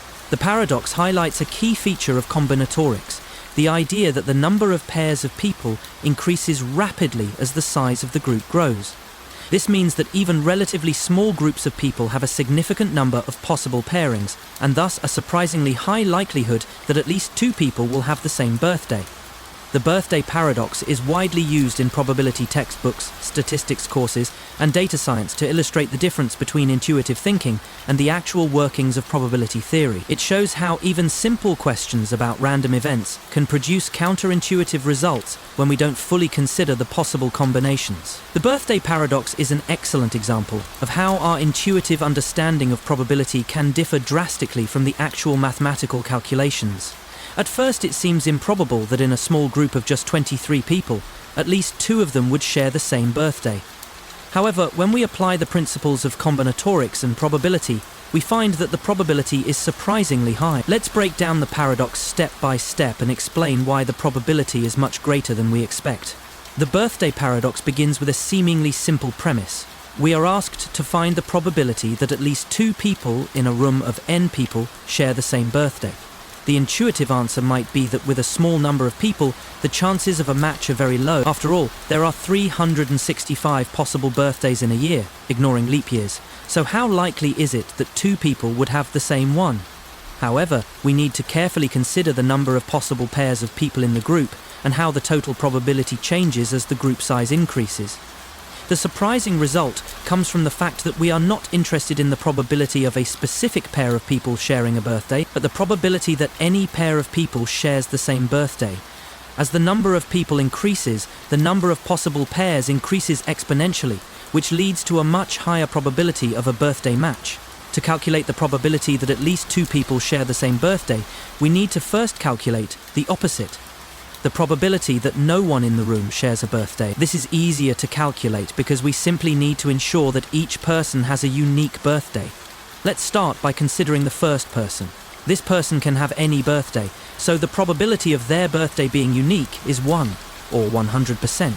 Now for the second person, there are 364 possible birthdays left that are different from the first person's birthday. So the probability that the second person does not share the same birthday as the first person is p second person not matching equals 364/365. For the third person, there are 363 possible birthdays left. So the probability that the third person does not share a birthday with either of the first 2 people is p second person not matching equals 363/365, and so on, until we reach the 23rd person. The probability that none of the 23 people share a birthday is the product of all these probabilities. P no matching birthdays equals 365/365x, 364/365x, 363/365. This can be written as P no matching birthdays equals k equals 0 to 22 through to 45k / 365. Calculating this product gives us the probability that no one in the room shares a birthday. Using a calculator or computational tool, this probability is approximately P no matching birthdays 0, 49, 27. The probability that at least 2 people share the same birthday is simply the complement of the probability that no one shares a birthday. P at least one match equals 1 PO matching birthdays. Substituting the value we calculated for PO matching birthdays, P at least one match equals 1 no 49, 27 equals 0, 50, 73. So, the probability that at least 2 people in a room of 23 people share a birthday is approximately 50.73%, which is more than 50% and higher than most people would expect. The birthday paradox is surprising because our intuitive thinking about probability often leads us to expect the chances of a match to be lower. Intuitively, we might think that with only 23 people, the probability of a shared birthday should be relatively small. However, the reasoning behind the paradox is rooted in the fact that we're not looking for a specific pair of people with matching birthdays, but rather the likelihood that any 2 people will share a birthday. For example, in a room of 23 people, there are actually 23 choose 2 equals 253 possible pairs of people who could potentially share the same birthday. This large number of pairs dramatically increases the overall probability of a birthday match, even though the group size is relatively small. The birthday paradox can be generalized to larger groups. For example, in a group of 30 people, the probability that at least 2 people share a birthday increases to 70%, and in a group of 50 people, the probability rises to approximately 97%. As the group size increases, the number of possible pairs increases exponentially, causing the probability of a shared birthday to grow rapidly. This pattern highlights an important feature of combinatorial probability. The number of ways events can occur increases rapidly as the group size grows, making seemingly unlikely outcomes, like a shared birthday, much more likely than our intuition suggests. While the birthday paradox might seem like a trivial problem, it has real-world implications in fields such as cryptography, data security, and randomness generation. The paradox serves as a reminder that our intuitions about probability can be deceptive, and that probabilistic reasoning in situations involving random events must be carefully considered. For example, in hash functions used in data security, the idea of a birthday tag arises from the same principle as the birthday paradox. In this case, finding 2 different inputs that produce the same output, a collision, is more likely than expected due to the large number of possible inputs and outputs, much like how the number of potential pairs in a room increases the chances of a birthday match. In statistics and decision theory, the birthday paradox also serves as a reminder that even small, seemingly inconsequential groups of data can lead to unexpected patterns and correlations when considered from the right perspective. Borel's paradox. Imagine you are in a large square, and within it, there's a circle inscribed. You randomly select a point from this square, and you're asked, what's the probability that the point lies within the circle? At first, this seems straightforward, as the circle fits neatly within the square. But here's the twist. If we look at the situation from a different conditional perspective, the probability may change drastically. In Borel's paradox, we run into a counterintuitive situation where, depending on the conditioning we use, like selecting random points from the square or the circle, the probability of a point landing inside the circle can appear to be either 1/4 or 1/3. This paradox challenges our intuitive understanding of probability and shows how subtle changes in how we frame random selection can drastically change the outcome. The paradox is named after Émile Borel, a French mathematician, who explored how geometric probability can lead to surprising results. Let's dive into this paradox and understand why conditional probability and geometrical reasoning can sometimes defy our expectations. Borel's paradox is named after the French mathematician Émile Borel, who first introduced it in 1909. Borel was a pioneer in the field of probability theory, particularly in geometrical probability. His paradox arises from a geometrical setup that explores random point selection and how the probability of landing within a specific area changes when we condition on the region of selection. Borel was investigating probability theory in the context of random events that occur in geometric spaces, and he noticed that the way we define random selection could have a profound effect on the probability of certain outcomes. In the case of Borel's paradox, the selection of points from a square that contains an inscribed circle leads to an unexpected result. The probability of selecting a point within the circle depends heavily on how we define the random process. Borel's paradox is widely used as a teaching example in probability theory and measure theory, as it reveals the importance of carefully considering how random events are defined, particularly in geometrical contexts. It also plays a role in conditional probability and probabilistic reasoning. Borel's exploration of geometric probability and how changing the frame of reference can affect our interpretation of results has had a lasting influence on both mathematics and philosophy, especially in terms of probabilistic models in real-world applications. Borel's paradox is an example of how probability theory, specifically conditional probability, can yield results that defy intuition, particularly when applied to geometrical problems. The paradox involves a seemingly simple scenario of selecting points from a square that contains an inscribed circle, and it exposes how the outcome depends heavily on how we define randomness and conditionality. Let's break down the problem and the reasoning behind Borel's paradox, step by step. The setup of Borel's paradox. Consider a square with side length s, and within this square we inscribe a circle that fits perfectly inside the square. This means that the diameter of the circle is equal to the side length of the square, so the radius of the circle is r equals s/2. Now, imagine that we randomly select a point from within the square. The task is to determine the probability that the selected point lies inside the circle. At first glance, this seems like a straightforward problem. After all, the circle is contained within the square. So we might assume that the probability of selecting a point inside the circle is simply the ratio of the areas of the circle and the square. The area of the square is a_square equals s2, and the area of the circle is a_circle equals ps/2 equals ps/2 equals p/4. Therefore, the probability that a randomly selected point from the square lies inside the circle would be p_circle/a_square equals p/4/s2 equals p/. This result is approximately 0.785, or about 78.5%, which intuitively makes sense, since the circle occupies roughly 3/4 of the area of the square. However, this calculation only considers random points selected from the square and is based on an unconditioned random process. Introducing conditional probability. The paradox arises when we introduce conditional probability and reframe the question in a different way. Instead of randomly selecting a point from the entire square, we now condition on selecting the point from either the square or the circle. This change in framing dramatically alters the probability, highlighting the subtle influence of conditionality on probability. Let's explore two different conditional cases. Case 1. Randomly select points from the square. In the first case, we randomly choose a point from the square, just as we did in our initial calculation. The probability of the point being inside the circle remains the same as before.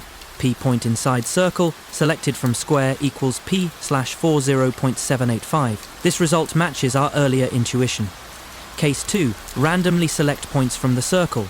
Now, let's consider the case where we select points from the circle itself.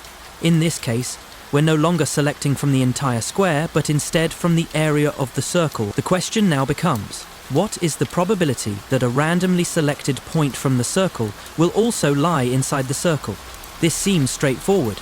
The probability is obviously 1, since all the points are inside the circle. But the key difference is that we've conditioned our selection process on choosing points from the circle itself, not from the entire square. The problem of geometrical interpretation and reclassification. Here's where the paradox truly arises. By reclassifying our selection process, first choosing from the square, then choosing from the circle, we've changed the probability distribution.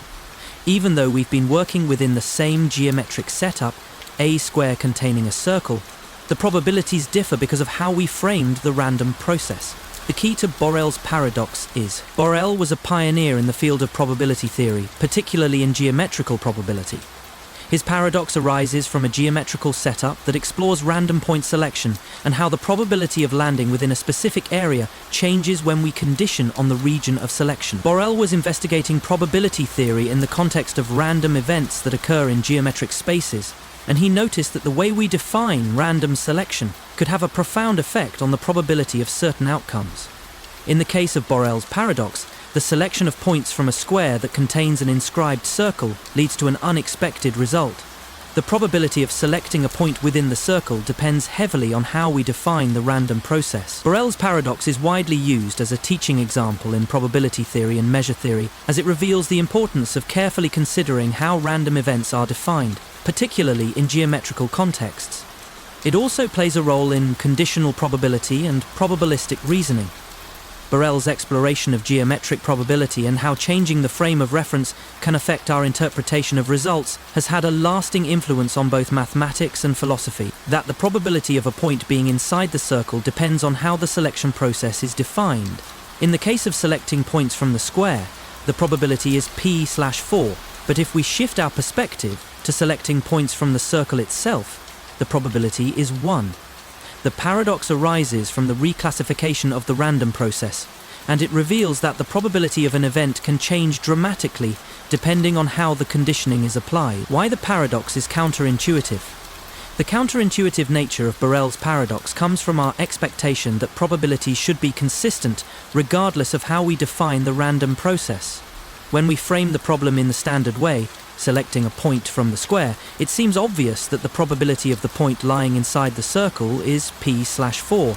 But when we introduce the conditional perspective of selecting points from the circle, the probability changes entirely. This is a classic example of how conditional probability can defy our intuitive expectations, and it underscores the importance of being careful about how we define random processes and conditions in probability problems. The paradox is a reminder that the framing of a problem can have a significant impact on the outcome of our probabilistic calculations. Real-world implications and applications. Borel's paradox has implications in areas such as decision theory, statistical modeling, and data interpretation, where conditioning and reclassification can lead to misleading conclusions. It also has applications in geometrical probability, where understanding the relationship between shapes and random events is crucial for modeling real-world phenomena. Geometric modeling. In real-world applications like radar design, communication systems, and resource allocation, Borel's paradox teaches us to be cautious when dealing with spatial random processes and conditional events. Changing the way we select points or events can drastically alter our probability calculations, leading to different predictions and models. Data interpretation. In data analysis and machine learning, the paradox highlights the importance of understanding how data is classified and grouped. When working with statistical models that involve grouping or conditioning variables, we must account for the possibility that our interpretations may shift when the classification criteria change. Resolving Borel's paradox. Understanding conditionality and geometry. To resolve Borel's paradox, we must recognize that probabilities in geometrical settings are highly dependent on the assumptions and conditions we apply. It's essential to carefully define the random variables and conditions under which we calculate probabilities. The paradox is not a failure of probability theory, but rather an illustration of how conditional probability works in geometrical spaces. By carefully distinguishing between different types of random selection, whether from the square or the circle, we can better understand how probabilities change when we reframe the random process. Boy or girl paradox. Imagine a family has 2 children, and you know one of them is a boy. What is the probability that the other child is also a boy? At first you might think the answer is 50%. After all, there are 2 possibilities. Either the second child is a boy or a girl. But the actual probability is 1/3, not 50%. This is the essence of the boy or girl paradox, a surprising problem in conditional probability that challenges our intuitions about random events. The paradox arises because we often fail to account for how the condition that one child is a boy changes the probabilities of the other child's gender. The setup might seem simple: 2 children, one known to be a boy. But the way the problem is framed leads to a surprising outcome. Let's dive into the boy or girl paradox and explore why conditional probability can defy our expectations, especially when we are dealing with limited information. The boy or girl paradox has been widely discussed in the field of probability theory and decision theory, and it has intrigued mathematicians and non-mathematicians alike for centuries. The paradox is often credited to John L. Kelly, a mathematician and statistician, who formulated it in the early 20th century in the context of problems involving conditional probabilities. In the paradox, we are given partial information. A family has 2 children, and we know that at least one of them is a boy.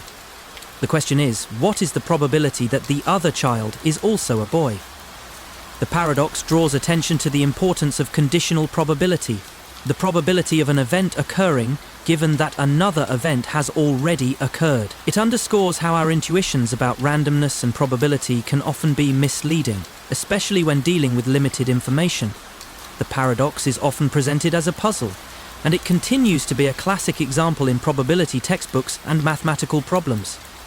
It has also been used as a teaching tool to highlight the concept of conditional probability and the importance of framing problems in a way that properly accounts for all possible outcomes. The boy or girl paradox provides an insightful lesson in conditional probability and reveals how our intuitions about random events can be misleading.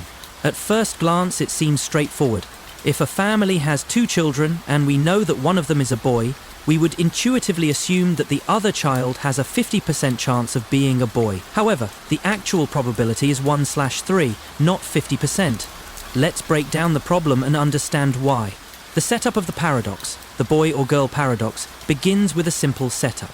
A family has 2 children, and you know that at least one of them is a boy. The question is, what is the probability that the other child is also a boy? We are given partial information. One child is a boy, but we don't know which child is the boy or what the gender of the other child. So there are several possible combinations of the 2 children's genders, and we need to calculate the probability of the other child being a boy, given that at least one of them is a boy.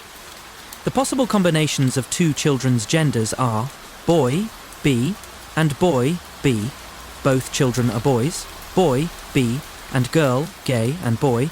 One child is a boy, the other is a girl. Girl, gay, and boy, B. One child is a boy, the other is a girl. Girl, and G. Both children are girls. At this point, we are told that at least one of the children is a boy. So the combination where both children are girls, G, is eliminated from the possibilities. This leaves us with the following 3 possibilities. Boy B and boy B. Boy B and girl G.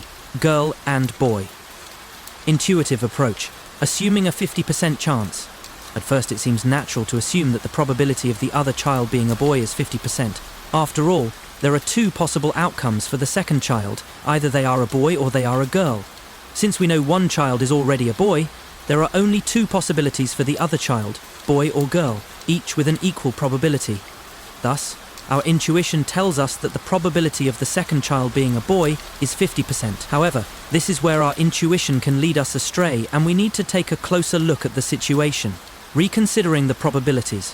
Conditional probability. To solve the problem correctly, we must apply conditional probability. The key insight is that the set of possible outcomes must be considered in terms of equally likely outcomes. In our case, we have 3 possibilities remaining. Boy B and boy BB, boy BB and girl G and boy BB. Now let's look at how to calculate the probability that the other child is a boy, given that at least one is a boy. The total number of possible outcomes is 3, and out of those 3, only one outcome is a pair of boys, boy-boy. Therefore, the probability that the other child is a boy is P equals 1/3. This result shows that, despite the seemingly equal likelihood of the second child being a boy or a girl, the actual probability of the other child being a boy is 1/3, not 50%. Understanding the misleading intuition. The misleading intuition comes from assuming that the problem involves 2 equally likely outcomes, the other child being a boy or a girl. However, when we condition on the fact that at least one child is a boy, we must re-evaluate the probabilities based on the remaining possibilities. The number of remaining possibilities is critical to understanding the true probability, and it's important not to oversimplify the problem by assuming an equal likelihood between the 2 options. In the paradox, the key is recognizing that the conditioned set of outcomes, where one child is a boy, does not contain the same number of equally likely outcomes as we initially assumed. There are only 3 equally likely possibilities: boy, boy, boy, girl, girl, boy, and only one of these possibilities results in both children being boys. The role of conditional probability in causal inference, the boy or girl paradox, serves as a powerful lesson in conditional probability and causal reasoning. It illustrates that probability is context sensitive. The probability of an event can change drastically when we condition on other events. This is especially important in causal inference, where the probability of an outcome is often influenced by prior information, context, and conditions. For example, in medical diagnosis, knowing that a patient has a particular symptom or condition may change the probability of them having another condition. Just as in the boy or girl paradox, our assumptions about probabilities can be influenced by the information we already know, and we must carefully consider how that information affects the likelihood of subsequent events. Practical implications and applications. The boy or girl paradox has practical applications in fields like statistics, epidemiology, and social science, where conditional probabilities are used to make inferences based on partial information. It is important for researchers and decision-makers to be aware of how conditionality can affect their interpretation of probabilities. In real-world situations, conditioning on certain information can lead to very different conclusions than what we might expect from basic probability theory. For example, in medical testing, knowing that a patient has already tested positive for one disease might influence the probability of them testing positive for a related disease. The paradox is also relevant in data science, where prior information, like user behavior or demographics, can influence predictions about future actions. Understanding how conditional probabilities work ensures more accurate models and predictions in these fields. False positive paradox. Imagine you are getting tested for a rare disease and you receive a positive result. You might immediately think that there's a high chance you have the disease, but here's the twist. The actual probability that you have the disease may be much lower than you think. This is the essence of the false positive paradox. While we are often focused on sensitivity and accuracy of tests, the paradox shows how a test with a relatively high accuracy rate can still produce a high number of false positives, especially when the disease or condition being tested for is rare. The paradox lies in the relationship between the false positive rate, the prevalence of the disease, and how prior probabilities influence the outcome. The result is a situation where a positive test result is misleading, even though the test itself might appear accurate. Let's explore this paradox and see how probability theory, error rates, and rare event occurrences can create misleading conclusions in situations involving medical testing, diagnostics, and decision-making. The false positive paradox is an important concept in probability theory and statistics, particularly in fields like medical testing, diagnostics, and epidemiology. The paradox is closely related to Bayesian reasoning and conditional probability, and it has been widely discussed in the context of false positives, where a test produces a positive result for a person who does not actually have the disease or condition being tested for.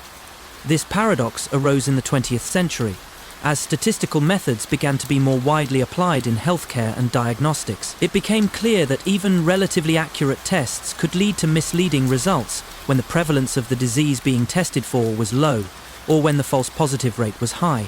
The paradox highlights the importance of prior probabilities, such as the prevalence of the disease, in interpreting test results. The paradox has been popularized in medical statistics and decision theory as a cautionary tale about the dangers of misinterpreting test results, particularly in cases where false positives are common. It also has broader applications in risk analysis and data science, where error rates and rarity of events can lead to misleading conclusions. The false positive paradox has played a significant role in helping people understand the importance of context and prior information when interpreting statistical outcomes. The false positive paradox is a crucial concept in understanding how test results and probabilistic reasoning intersect, particularly in the context of medical diagnostics. The paradox shows how even tests that are highly accurate can lead to misleading conclusions when the prevalence of a condition is low or when false positive rates are significant. Let's break down the paradox and understand why false positives are more problematic than we often assume. The setup of the false positive paradox. Consider a scenario where you are undergoing a test for a rare disease and the test has an accuracy rate of 95%. This means the test correctly identifies 95% of people who have the disease true positives and it also correctly identifies 95% of people who don't have the disease, true negatives. At first glance, this seems like a highly reliable test, and you might think that if you test positive, you have a 95% chance of actually having the disease. However, there's a critical detail. Even if the test is highly accurate, it can still produce false positives, cases where people who do not have the disease test positive. The false positive rate of the test is important, but the prevalence of the disease in the population plays an even larger role in determining how reliable a positive test result is. Let's assume the disease is rare, and only 1% of the population actually has the disease. The test may correctly identify 95% of people who have the disease, but in a population where only 1% of people actually have it, the absolute number of people who truly have the disease is very small. In this case, even though the test is 95% accurate, the probability that you actually have the disease given a positive test result might still be surprisingly low. Understanding sensitivity, specificity, and prevalence, to understand the false positive paradox, we need to define three key terms: sensitivity, true positive rate, the proportion of people who have the disease and test positive. For example, if the test has 95% sensitivity, it will correctly identify 95% of those who have the disease. Specificity, true negative rate, the proportion of people who do not have the disease and test negative. If the test has 95% specificity, it will correctly identify 95% of people who are healthy. Prevalence, the proportion of the population that actually has the disease. In our example, if the disease affects 1% of the population, the prevalence is 1%. The false positive paradox occurs because we are often focused on the accuracy of the test, sensitivity and specificity, but fail to consider the prevalence of the disease. When the disease is rare, low prevalence, even a highly accurate test can lead to a high number of false positives relative to true positives. The math behind the false positive paradox. Let's work through a numerical example to see how the false positive paradox plays out in practice. Suppose we are testing for a rare disease that affects 1% of the population. The test has a 95% sensitivity and a 95% specificity. Total population 1,000 people. Prevalence of the disease 1%, 10 people have the disease, 990 people do not. Sensitivity of the test 95%. 9.5 of the 10 sick people will be correctly identified. The specificity of the test, 95%, 94.5 of the 990 healthy people will be correctly identified as negative. Step 1. True positives, TP. Out of the 10 people who actually have the disease, 95% will be correctly identified by the test. TP equals 10x.95 equals 9.5. So, 9.5 people will test positive and actually have the disease. Step 2. False positives. Out of the 990 healthy people, 5% will test positive despite not having the disease. False positives. FP equals 990x. 0.05 equals 49.5. So 49.5 healthy people will test positive even though they don't have the disease. Step 3. Total positives, true plus false. The total number of people who test positives and false positives. Total positives equals TP plus FP equals 9.5 plus 49.5 equals 59. Step 4. Probability of having the disease given a positive test. Bayes' theorem. Now, we want to calculate the probability that a person who tests positive actually has the disease. This is a classic application of Bayes' theorem, which gives us the posterior probability of having the disease. Given a positive test result, P disease slash P disease slash P positive, where P positive is 0.05, D disease is the prevalence 0.01, and P positive is the total probability of a positive test result, which is the sum of true positives and false positives, divided by the total population. The total probability of a positive test is P positive equals 59/1000 equals 0.059. Now we can apply Bayes' theorem. P disease positive equals 0.95x 0.01/0.059 0.161. So, despite the test being 95% accurate, the probability that a person who tests positive actually has the disease is only about 16.1%. This is the false positive paradox. The test despite being highly accurate, is still likely to produce false positives because the disease is rare.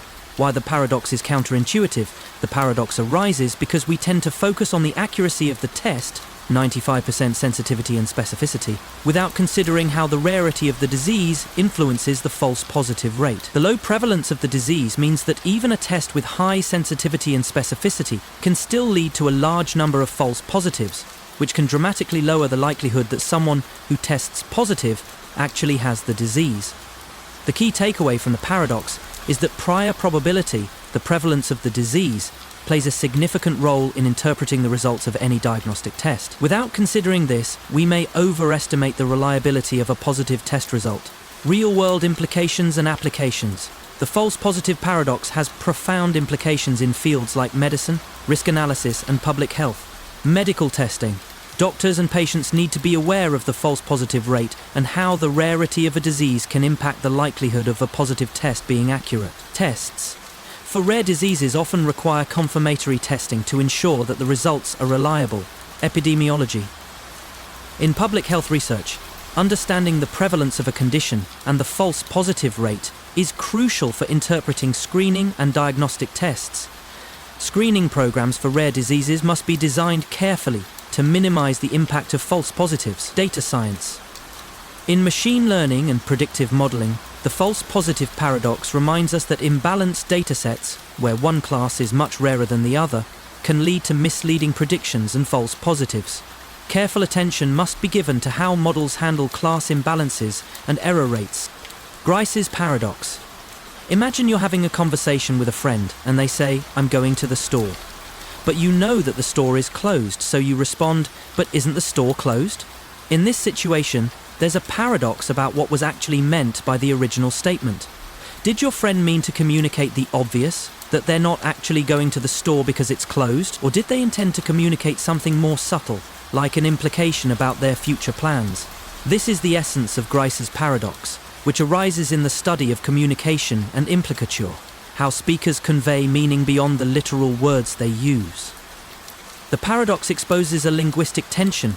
We rely on context, expectations, and shared knowledge to infer meaning from sentences, but those inferences can sometimes lead to contradictory conclusions. Grice's paradox, introduced by the philosopher H.P. Grice, challenges our understanding of how we interpret meaning in everyday communication. Let's explore this paradox and understand why communication is more than just words, and how context and implicature play a crucial role in how we decode meaning.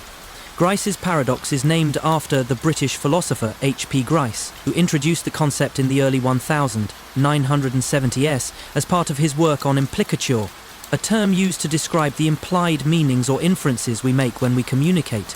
Grice's paradox specifically highlights the challenges that arise when interpreting what speakers mean beyond the literal meaning of their words, often relying on context and shared knowledge. In his influential paper Logic and Conversation, 1975, Grice explored how speakers rely on conversational implicatures, meaning inferred from the way language is used, even though it's not explicitly stated. He argued that people generally follow a set of conversational maxims, such as the maxim of relevance, which suggests that speakers should contribute information that is relevant to the conversation. However, Grice also showed that these maxims can sometimes be violated or subverted, creating paradoxes or contradictions that challenge our usual understanding of meaning. Grice's paradox emerges when listeners must balance literal interpretation with implicature. The paradox comes from the fact that, while listeners often infer meaning that is not explicitly stated, this can sometimes lead to confusion or contradictions in what the speaker actually intends to convey. This paradox has had a lasting impact on philosophy of language, linguistics, and communication theory, influencing studies of pragmatics, meaning, and contextual interpretation. Grice's paradox is a fundamental issue in the study of linguistic meaning and communication theory, especially concerning how we infer meaning from the context and structure of a conversation. The paradox arises from the tension between literal meaning, the direct interpretation of words, and implicature, the meaning that is implied or suggested but not explicitly stated. To understand the paradox, we need to first explore the basic concepts of implicature and conversational maxims, and then examine how these concepts lead to counterintuitive conclusions about communication. The setup of Grice's paradox. Grice's paradox begins with a simple premise. When people converse, they don't just use language to convey literal meanings. They also rely on shared conversational norms and expectations. According to Grice, there are certain maxims that guide effective communication, known as the Gricean maxims. These maxims are: maxim of quantity, provide the right amount of information, not too much, not too little. Maxim of quality, do not provide information that is false or for which you lack sufficient evidence. Maxim of relation, be relevant in your contributions to the conversation. Maxim of manner, avoid ambiguity and be clear in your communication. When these maxims are followed, communication is efficient and unambiguous. However, Grice noted that speakers sometimes flout or violate these maxims intentionally, and listeners can still infer meaning. For example, a speaker might give too much information, violating the maxim of quantity, or be vague, violating the maxim of manner. Even when maxims are violated, listeners often still infer meaning through implicature, meaning that goes beyond the literal interpretation of the words. The paradox arises because these implicatures can sometimes lead to contradictory conclusions. Let's explore how this works, using a typical conversational scenario. Example scenario: the store and the closed sign. Consider the following conversation. Speaker A: I'm going to the store. Speaker B: but isn't the store closed? In this conversation, Speaker A has made an apparently simple statement. They are going to the store. However, Speaker B's response introduces a conflict with the literal meaning of Speaker A's statement. The store presumably is closed, and Speaker B's question challenges the practicality of going to the store. At first, we might assume that Speaker B is simply questioning the action of going to the store. Perhaps they want to clarify whether the store is open or closed. In that case, Speaker B is challenging the relevance or possibility of the action based on the closed status of the store. However, Grice's paradox lies in the deeper implicator that arises from Speaker B's question. Why would Speaker B question a statement that Speaker A made, unless they are implying something more? If Speaker A knew the store was closed, Speaker B's question might imply that Speaker A is aware of the situation and should not be going to the store. Alternatively, it could imply that Speaker A is acting irrationally or perhaps trying to mislead. The paradox arises from the tension between the literal interpretation, Speaker A is simply going to the store, and the implicature, Speaker B may be questioning the appropriateness or honesty of the action. In this case, Grice's paradox reveals how contextual inferences drawn from the maxims of relevance, quantity, and quality can lead to interpretations that contradict the literal meaning of the statement. The role of implicature and context. The key to understanding Grice's paradox lies in implicature, the meaning that is implied but not directly stated. According to Grice's theory, speakers rely on shared assumptions and common knowledge to communicate meanings that go beyond the words themselves. In the case of our store example, both Speaker A and Speaker B assume that the store is closed, and Speaker B's question implicitly suggests that Speaker A should know this. Thus, implicator shapes our understanding of the conversation. We don't just interpret the words, "I'm going to the store," in isolation, we infer meaning from context, background knowledge, and the conversation's structure. In Grice's theory, implicators governed by the Gricean maxims, and listeners infer meaning from the way the speaker violates or adheres to these maxims. For instance, if Speaker A had simply stated, "I'm going to the store and it's closed," there would be no paradox. The literal meaning would align with the context. However, because Speaker A does not include this additional information, Speaker B's question suggests that Speaker A is not following the norm of relevance, maxim of relation, and is either withholding information or acting inappropriately. Thus, Grice's paradox shows that implicature is a fundamental component of effective communication, and violations of conversational maxims can create confusion or contradictions, forcing listeners to infer meaning from context. The paradox of conversational implicature, Grice's paradox, highlights an important aspect of conversational dynamics. Meaning is not always explicit, and listeners often rely on context and background knowledge to infer what the speaker truly intends. The paradox arises because implicature can conflict with literal meaning.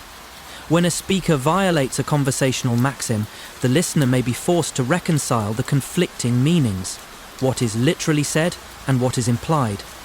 In our example, Speaker A's statement, "I'm going to the store," might imply that Speaker A is ignorant of the store's status, or that they are deliberately misleading speaker B. This contradiction arises because we, as listeners, are forced to interpret the statement based on our expectations of the norms of conversation, norms that dictate that speakers generally provide relevant and complete information. This tension between literal meaning and implicature is what makes Grice's paradox so interesting and challenging. We are accustomed to interpreting conversation based on what is said, but are also trained to infer meaning from context and implication. Applications of Grice's paradox in communication and philosophy. Grice's paradox has far-reaching implications in both linguistics and philosophy. It emphasizes the complexity of meaning in human language and how much of our communication is implicitly inferred. This is important in areas such as linguistics and pragmatics. The paradox demonstrates the importance of understanding how speakers convey meaning beyond their literal words. It has implications for language analysis, where contextual cues and shared knowledge help shape the interpretation of messages. Philosophy of language. Philosophers have used Grice's paradox to explore the relationship between meaning, intent, and interpretation. The paradox raises questions about how we derive meaning in communication and challenges our understanding of literal versus inferred meaning. Artificial intelligence and natural language processing. In AI, understanding implicature is crucial for developing systems that can interpret human language accurately. Grice's paradox demonstrates the complexity of human communication, which relies on shared assumptions, context, and inference. Resolution of the paradox. To resolve Grice's paradox, we must acknowledge that meaning in communication is not always direct or literal. Rather, it involves a dynamic process of contextual interpretation, where listeners use background knowledge and conversational norms to infer the speaker's intended meaning. When conversational maxims are flouted, listeners may face conflicting interpretations, but through careful consideration of the context, they can reconcile the apparent paradox.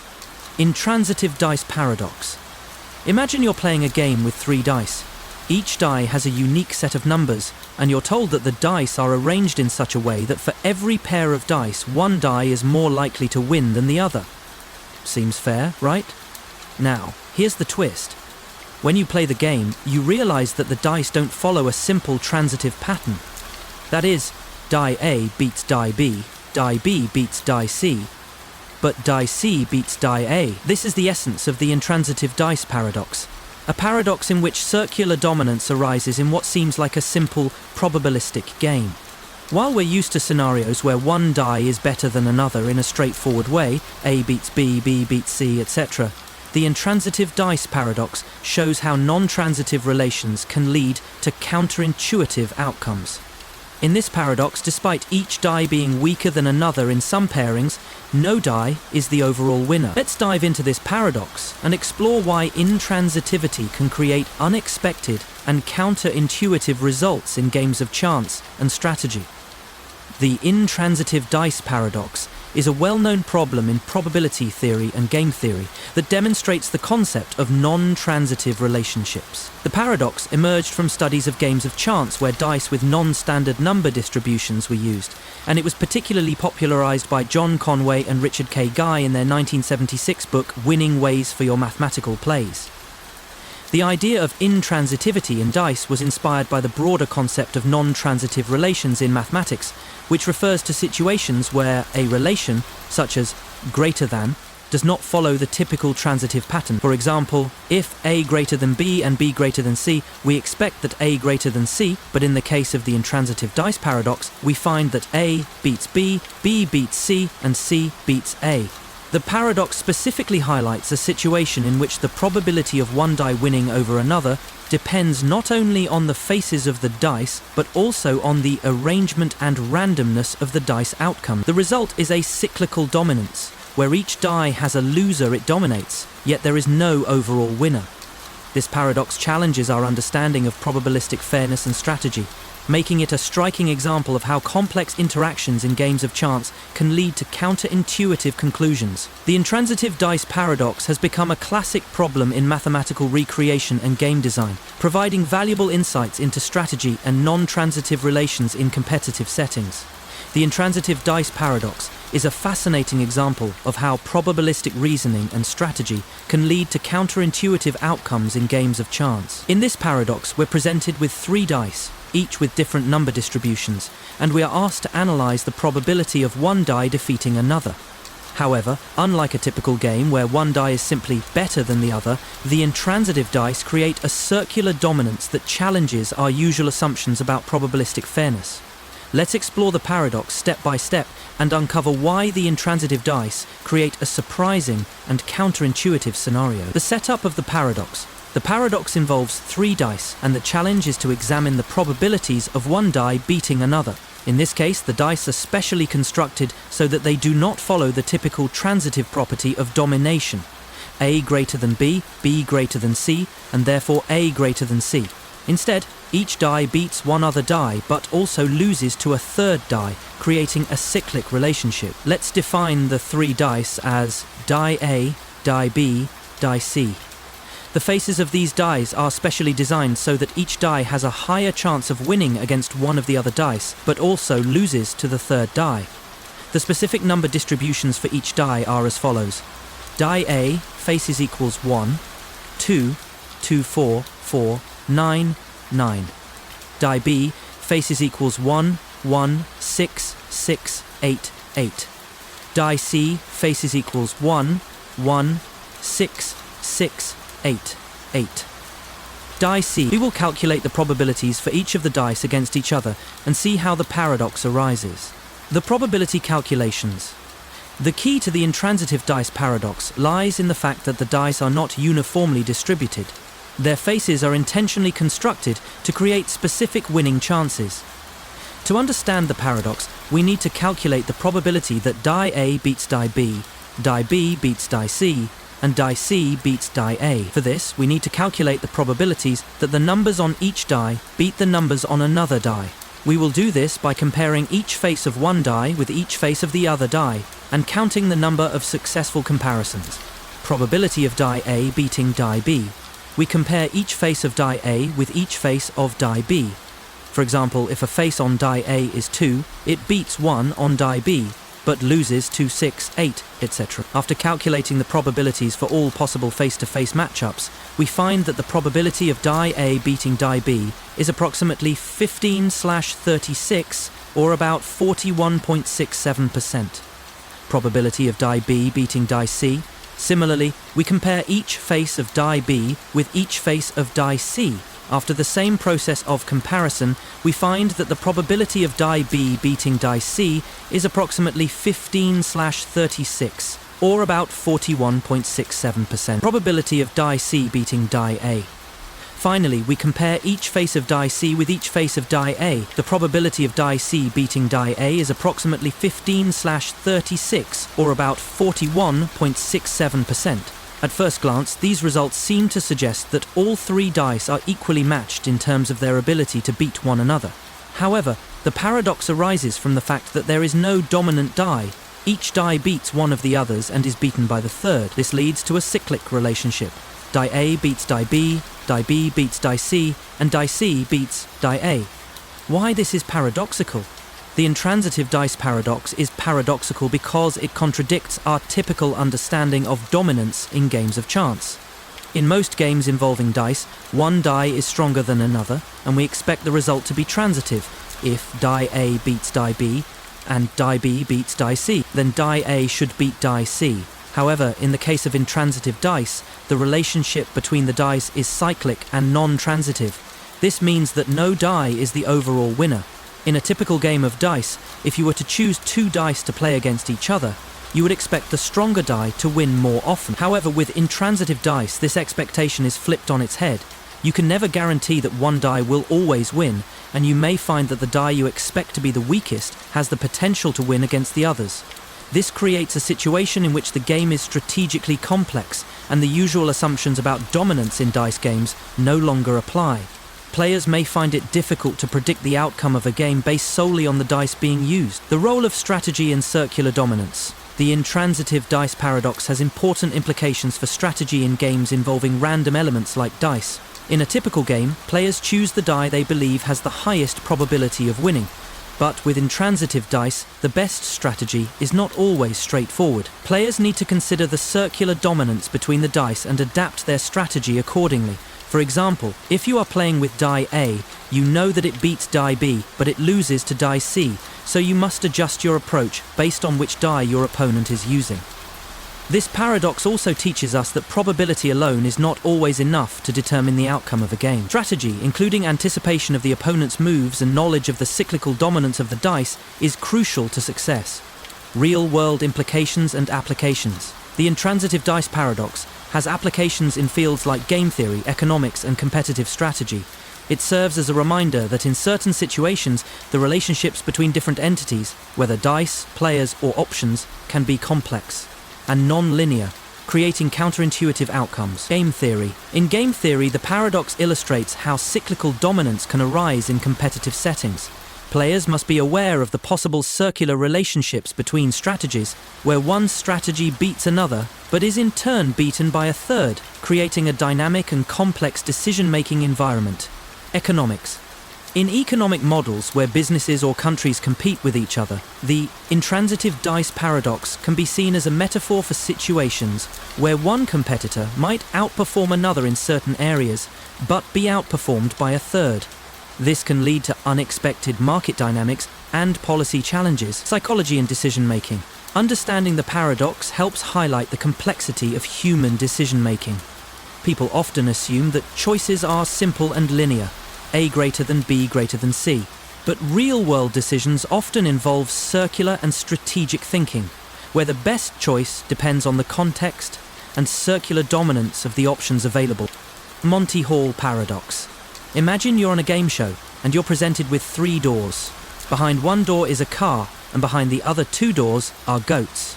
You choose one door, but before it's opened, the host, who knows what's behind each door, opens another door to reveal a goat. The host then gives you the option to switch to the remaining unopened door or stay with your original choice. What should you do to maximize your chances of winning the car? Most people think the probability is 50/50. After all, there are 2 doors left, so the odds of the car being behind either one seem equal. But here's the twist. The actual probability is 2/3 if you switch, and only 1/3 if you stay. This is the Monty Hall paradox, a classic problem in probability theory that challenges our intuitions about random events and decision-making. The paradox shows how our initial choices and hosts' actions affect the probabilities in ways we don't expect. Let's dive into the Monty Hall paradox and explore why switching increases your chances of winning. The Monty Hall paradox is named after the host of the American television game show Let's Make a Deal, Monty Hall, who famously presented a similar problem to contestants. The paradox became widely known after Steve Selvin, a statistician, published a letter in the American Statistician in 1975, where he analyzed the problem mathematically. The game show format involves 3 doors, behind one of which is a valuable prize, such as a car, and behind the other 2 are less desirable items, such as goats. After a contestant selects one door, the host, Monty Hall, who knows what's behind each door, opens one of the remaining 2 doors to reveal a goat. The contestant is then given the option to either stick with their original choice or switch to the remaining unopened door. At first glance, it seems that switching should not matter, since there are 2 doors left, and one has a car behind it. However, upon further analysis, the paradox reveals that switching actually increases the contestant's chance of winning from 1/3 to 2/3. The Monty Hall problem is often used in probability theory and game theory to illustrate the importance of conditional probability, intuitive reasoning, and the role of additional information in decision-making processes. It highlights how small changes in context, like the host revealing a goat, can dramatically shift the probabilities of an outcome. The Monty Hall paradox is one of the most famous examples in probability theory that illustrates how human intuition about probabilistic events can often be misleading. Despite the apparent simplicity of the problem, our intuitions tell us one thing, that the odds are 50/50, while the mathematical solution tells us something different, that switching actually increases the probability of winning. Let's explore the paradox step by step and uncover the reasons behind this counterintuitive result. The setup of the Monty Hall problem. Let's start by describing the problem in detail. The setup is as follows. There are 3 doors, door 1, door 2, and door 3. Behind one door is a car, the prize, and behind the other 2 doors are goats, the undesirable outcomes. You, the contestant, choose one of the doors, say door 1. The host, Monty Hall, who knows what's behind each door, opens one of the other two doors, say door 2, to reveal a goat. Monty then offers you the option to switch to the remaining unopened door, in this case door 3, or to stay with your original choice, door 1. The question is, what should you do to maximize your chances of winning the car? Intuitively, it might seem like there are only 2 doors left, so you might think the probability of the car being behind either door is 50/50. However, the actual solution is much more nuanced and involves understanding conditional probability. Breaking down the problem. Initial probabilities. At the beginning of the game, before Monty reveals anything, you choose a door at random. There's a 1/3 chance that the car is behind the door you chose and a 2/3 chance that the car is behind one of the other 2 doors. This is the key to the paradox. The initial choice is not equally likely to result in a car. Probability that the car is behind your chosen door, door 1/3, probability that the car is behind one of the other 2 doors, either door 2 or door 3, 2/3. Revealing a goat behind one of the remaining doors does not change these initial probabilities. Monty knows where the car is and will always open a door with a goat behind it. This knowledge is crucial to understanding the shift in probabilities. What happens when Monty opens a door? Here's where things get interesting. Monty's action of revealing a goat doesn't alter the fact that there was a 2/3 chance the car was behind one of the 2 doors you didn't choose. Since Monty will always reveal a goat behind one of the remaining doors, the probability of winning the car if you switch actually becomes 2/3, while the probability of winning the car if you stay with your original choice is only 1/3. If you still have a 1/3 chance of having picked the car, because you initially picked it with a 1/3 probability. If you switch to the remaining unopened door, you now have a 2/3 chance of winning the car, because the 2/3 probability that the car was behind one of the other 2 doors is now concentrated on the remaining unopened door. The key point is that Monty's reveal of a goat gives you new information that affects the probability distribution. Even though Monty's action seems like it's just revealing something trivial, a goat behind one of the doors, it actually shifts the odds in favor of switching. The probability of winning by switching. Let's look at a few possible scenarios to understand why switching increases your chances. Scenario 1. If the car is behind your chosen door, probability 1/3, Monty will open one of the other doors to reveal a goat. If you switch, you will lose. Scenario 2. If the car is behind one of the 2 remaining doors, probability 2/3, Monty will open the other door, revealing a goat. If you switch, you will win the car. Thus, in 2 out of 3 possible scenarios, switching results in winning the car, while staying with your original choice results in a win only in 1 out of 3 scenarios. Intuition versus reality. Why does this seem counterintuitive? The key reason is that our intuition about probability is often shaped by symmetry and equal likelihood. When we are presented with 2 remaining doors, we might instinctively assume that each one has an equal chance of being the correct choice, 50/50. However, the underlying probabilities are skewed by the fact that your initial choice has a 1/3 chance of being correct, and the remaining doors together have a 2/3 chance. The paradox lies in the fact that our cognitive biases often lead us to overlook the prior probabilities. By focusing on the fact that there are 2 doors left, we miss the more subtle influence of the initial choice and the fact that Monty's actions have concentrated the remaining 2/3 probability on the door you did not pick. Real-world implications and applications. The Monty Hall paradox has implications in various fields where decision-making and strategic thinking are involved. Game theory. In competitive strategy and game theory, the paradox illustrates the importance of considering probabilistic reasoning and information asymmetry in decision-making. In some games, the best move is not always the one that seems most intuitive. Decision theory. In decision-making processes, the paradox highlights the importance of understanding conditional probability and how additional information can influence our choices. It reminds us that, often, the right decision might not be the one that feels most obvious at first. Psychology. In cognitive psychology, the Monty Hall paradox serves as an example of how our mental shortcuts, heuristics, can lead us to make decisions that are suboptimal. Understanding the paradox helps us recognize when our intuitions about probability may lead us astray. Necktie paradox. Imagine you're shopping for a necktie. The store offers a set of ties in 2 categories, red and blue. There are 10 ties in total and 7 of them are red while 3 are blue. You randomly pick 1 tie. What is the probability that the tie you selected is blue? At first you might think the answer is straightforward. It's simply the ratio of blue ties to total ties, which would be 3/10. However, here's the paradox. Let's say you pick a tie and it turns out to be red. Now, if you pick again, the odds of selecting a blue tie seem to be higher, as there are still 3 blue ties, but only 9 ties left. The necktie paradox emerges when you start thinking about the probability of a tie being blue after a red tie is picked. It seems like the chance of getting a blue tie is greater after you've picked a red tie, but this is an inverse paradox that challenges our understanding of probability, especially in sequential events.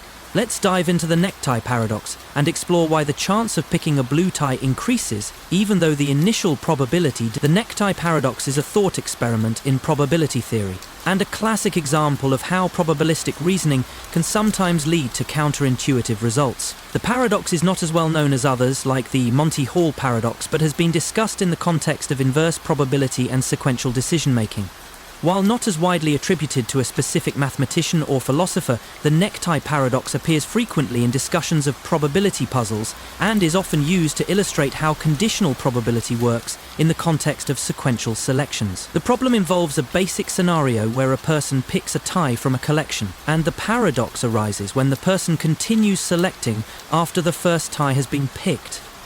The inverse probability, the idea that after 1 red tie is picked, the probability of getting a blue tie seems to increase, is what creates the paradox. In a more mathematical sense, the paradox draws attention to the importance of sequential events and how our intuitions about probability in such scenarios can be misleading. The paradox highlights the relationship between prior probability, what we think the chances are before any ties are picked, and posterior probability, what the chances are after a tie is picked, illustrating how our intuitions about these concepts can lead to confusion. The necktie paradox is a fascinating illustration of how our intuitions about probability can lead to counterintuitive results when we deal with sequential events. The paradox involves a situation in which you pick a tie randomly from a collection of ties, and the probability of picking a blue tie changes as you continue the selection process. Let's break down the paradox step by step and explore why the probability of picking a blue tie increases even though the initial odds seem fixed. The setup of the necktie paradox. Let's imagine the following situation. There are 10 ties in total, consisting of 7 red ties and 3 blue ties. You randomly select 1 tie from the collection. At first, it seems that the probability of picking a blue tie is simply the ratio of blue ties to total ties. This would be P blue-10 equals 30%. This seems straightforward. There are 3 blue ties out of 10 total ties. However, the paradox emerges when you consider sequential picking. Let's say you pick a tie and it turns out to be red. What happens to the probability of picking a blue tie if you pick again? What happens after the first tie is picked? After you pick a red tie, you are left with 9 ties remaining, 7 of which are red and 2 of which are blue. At this point, the probability of picking a blue tie seems to change. You now have P blue tie after red tie has been removed is 2/9.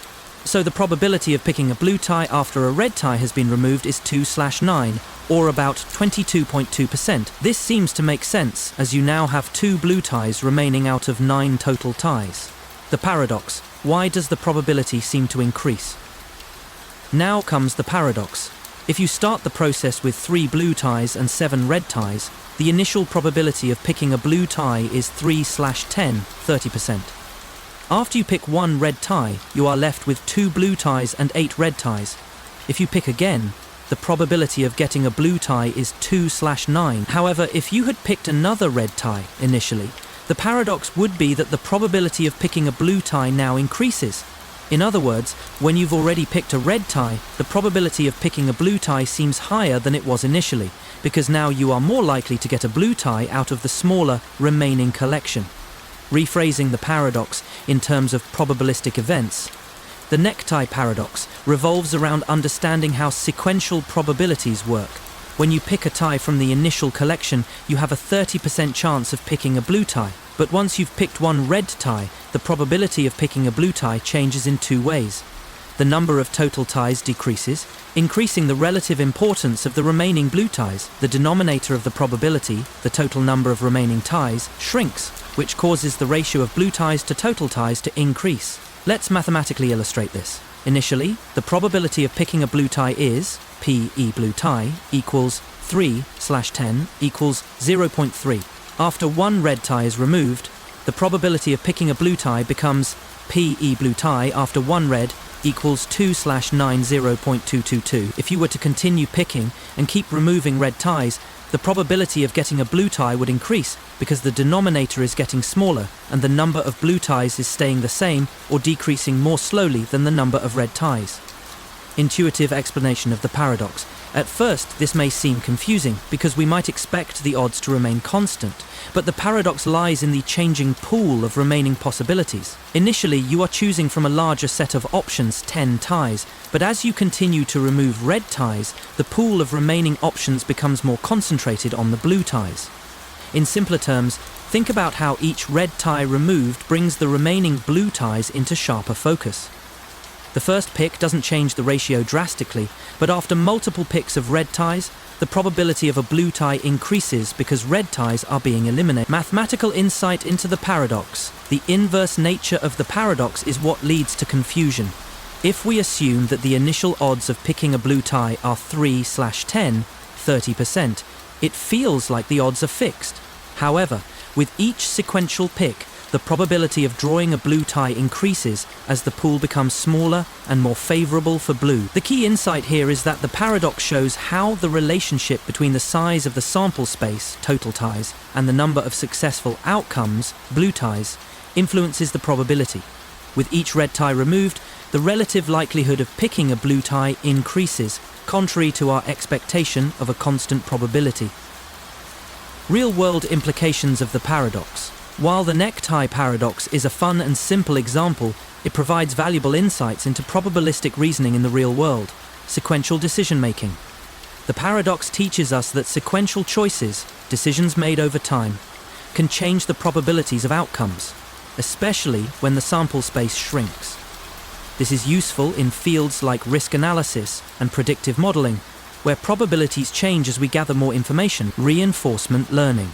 In the context of machine learning and reinforcement learning, the paradox highlights how cumulative decisions affect the likelihood of certain outcomes. As systems make more decisions over time, they can narrow the focus on higher probability outcomes, much like the blue ties in our paradox. Probability and strategy. In game theory and strategy, the paradox helps emphasize how changing contexts and sequential events can shift the probabilities of winning. Understanding how outcomes change over time can lead to better decision-making in competitive environments. Probsting's paradox. Imagine you have a computer program that takes a finite amount of time to complete a task, and you're thinking of optimizing it to make it run faster. However, here's the paradox. Even though you can improve the program to run in less time, there is a limit to how much time reduction is possible. In fact, no matter how much effort you put into optimizing it, the process might still take longer than the actual theoretical limit. This is the essence of Probsting's paradox, which appears in the study of algorithmic complexity and computational efficiency. The paradox arises when optimizing an algorithm does not yield the expected speedup, and can even cause the program to take longer to run as the optimization techniques add complexity. While it's intuitive to think that optimizations always lead to faster results, Probsting's paradox shows that optimizing programs often leads to diminishing returns, or worse, inefficiencies. Let's explore this paradox and understand why optimization in computing doesn't always lead to faster outcomes. Probsting's paradox is named after John Probsting, a computer scientist who first described the paradox in 1990.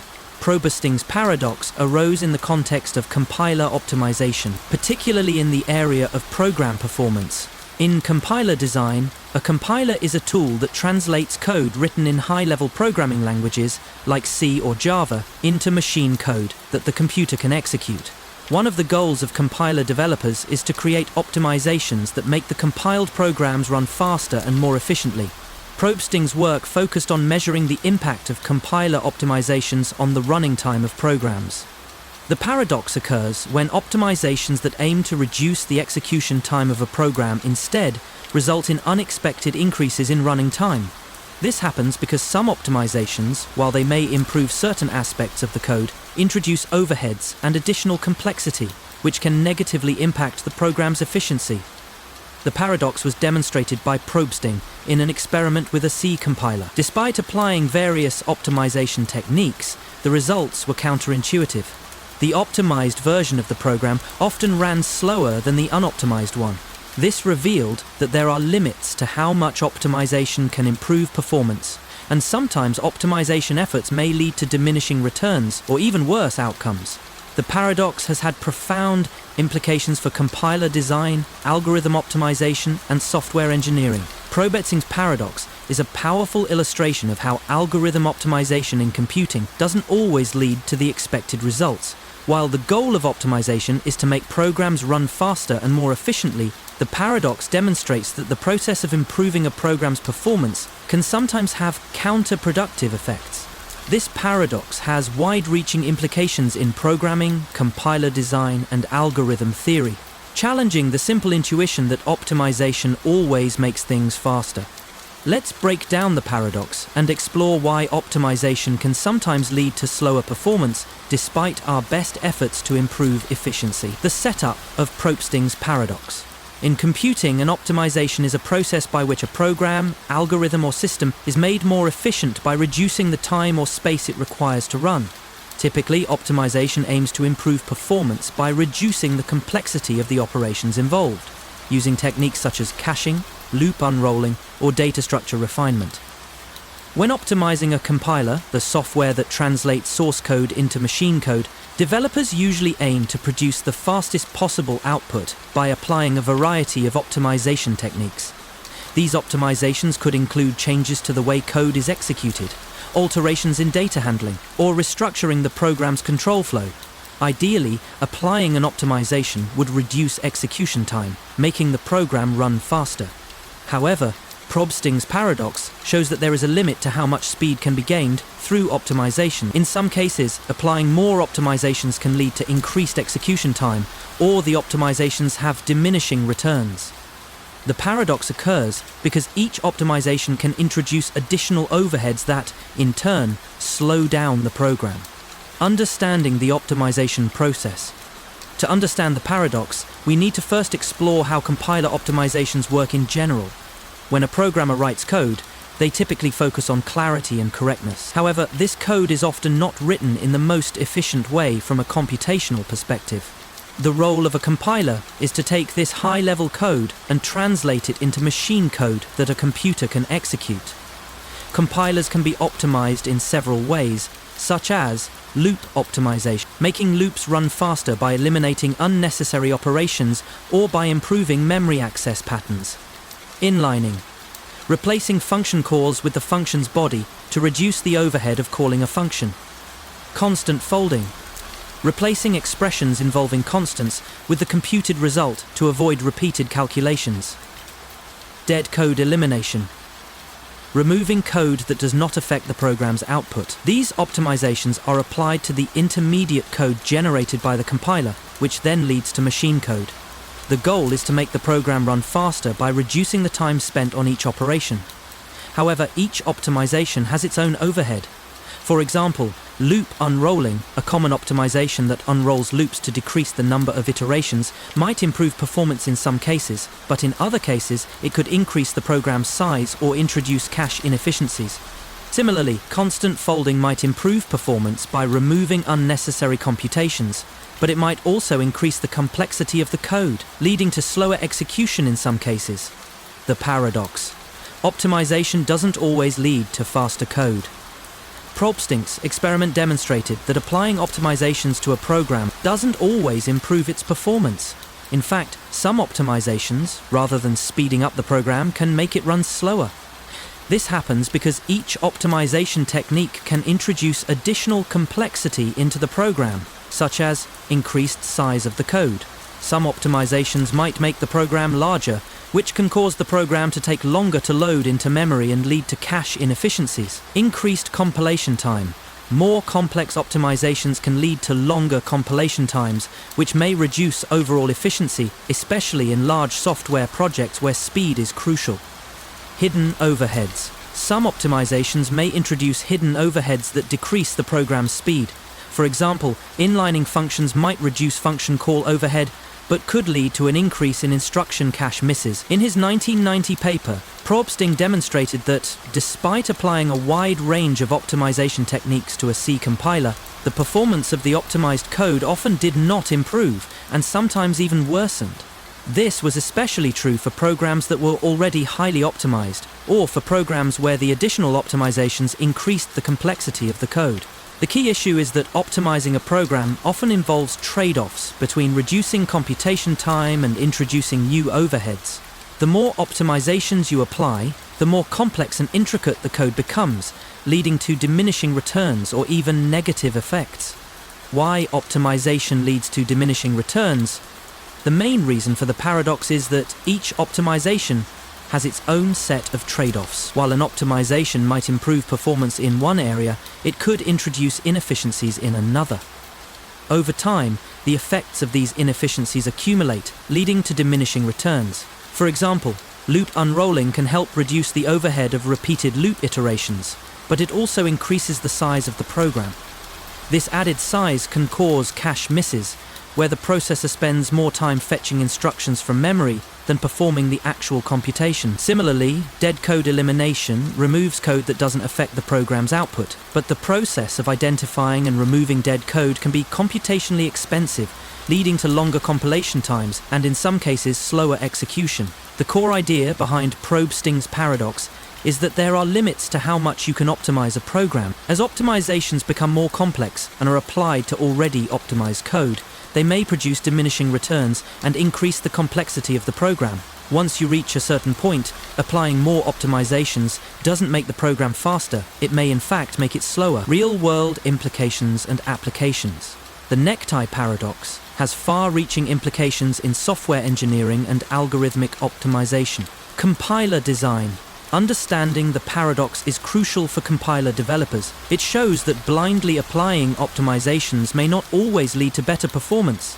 Instead, optimizers must carefully evaluate the trade-offs of each optimization technique and apply the right set of optimizations based on the context.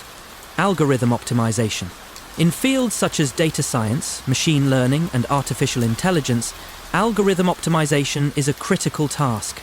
However, the paradox reminds us that some optimizations may not always improve performance and might even degrade the quality of the model or the training process. Software engineering. In large-scale software projects, it's important to balance optimization with maintainability and readability of the code. Over-optimization can lead to complexity that reduces the ability of engineers to debug, maintain, and extend the codebase. Practical tips for optimization.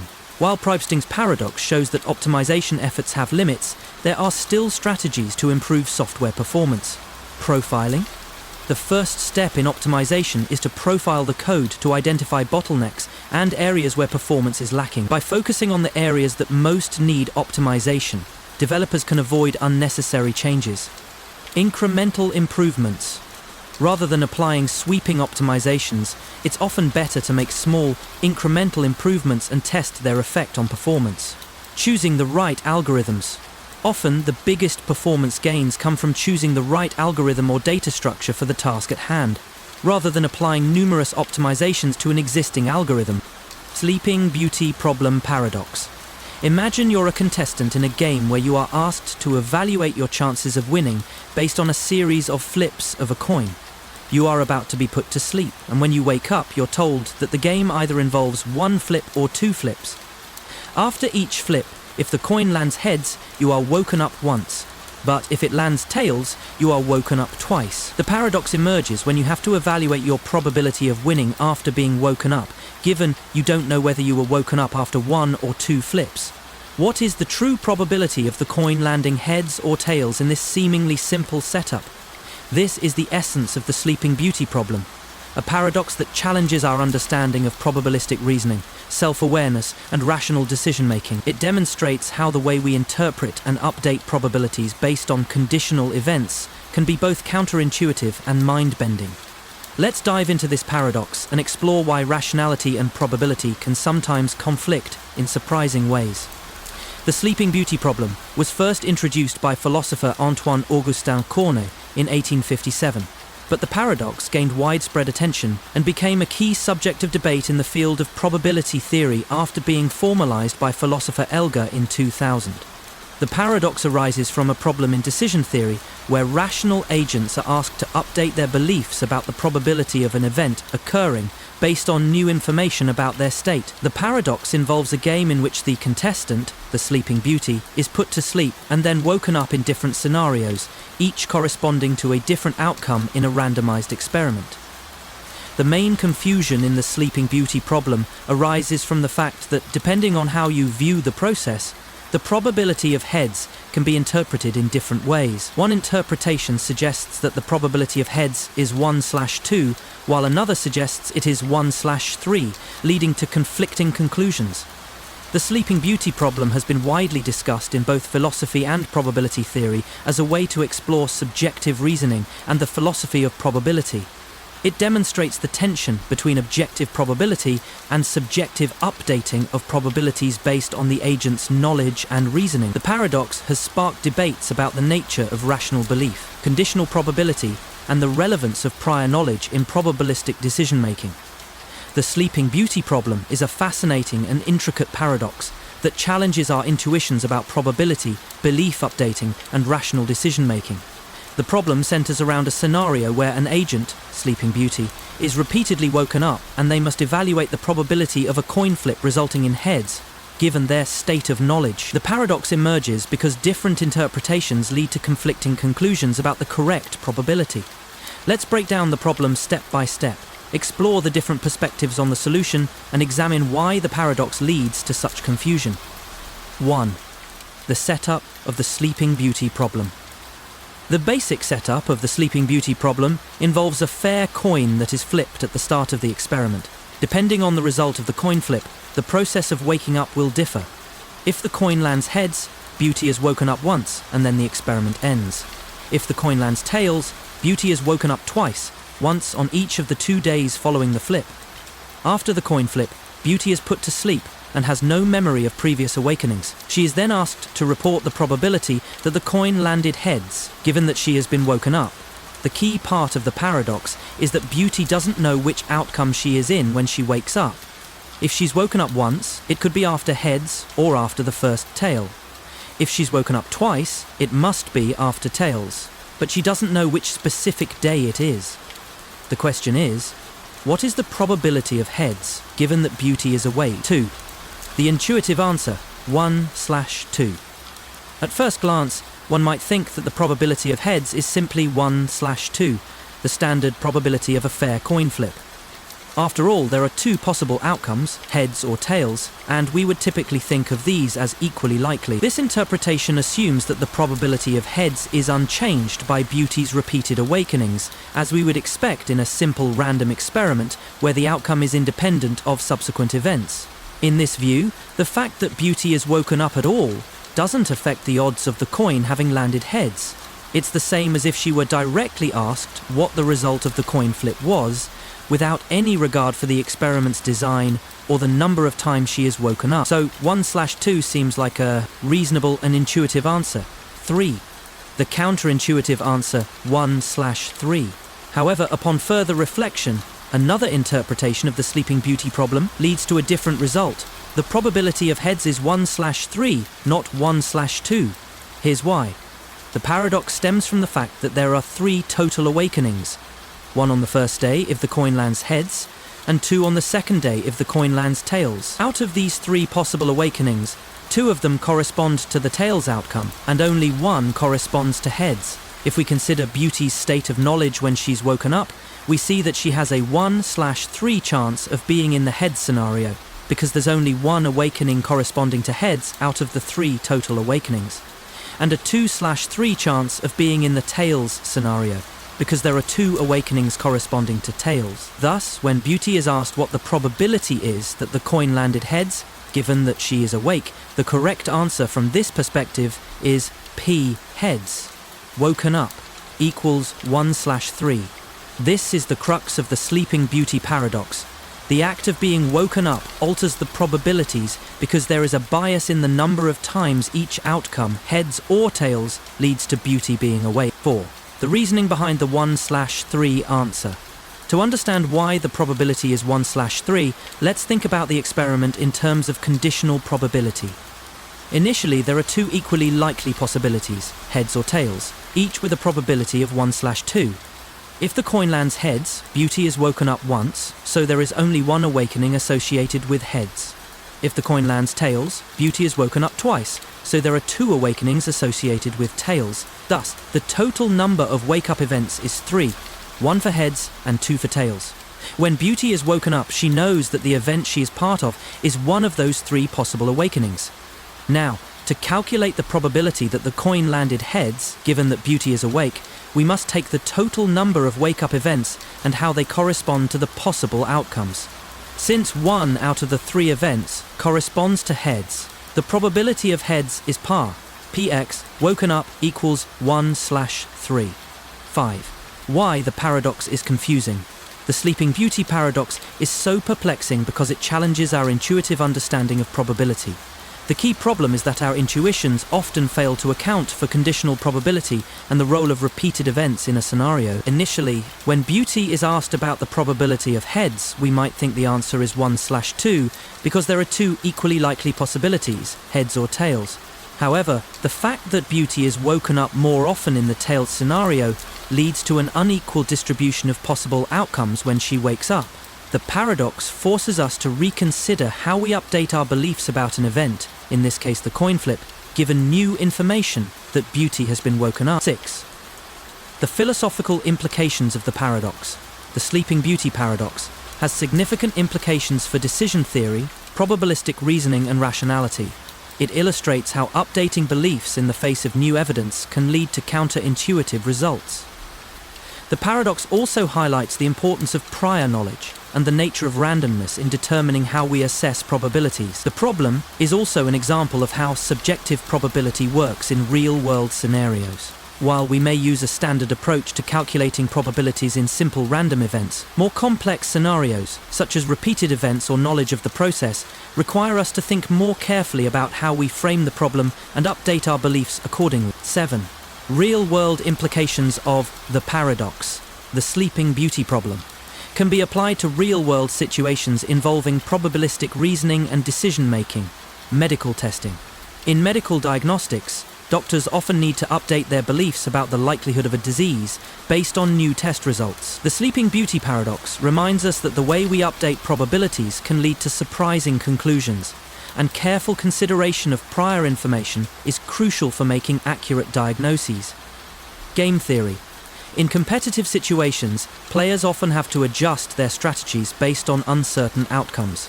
The paradox illustrates how repeated events and the information gained from each event can influence decisions in non-obvious ways. Psychology and decision-making. The paradox sheds light on the way people update beliefs in uncertain environments. Understanding how subjective reasoning works can help improve decision-making strategies in contexts ranging from investment to policy-making. 3 prisoners paradox. Imagine you're one of 3 prisoners, and you're each locked in separate cells.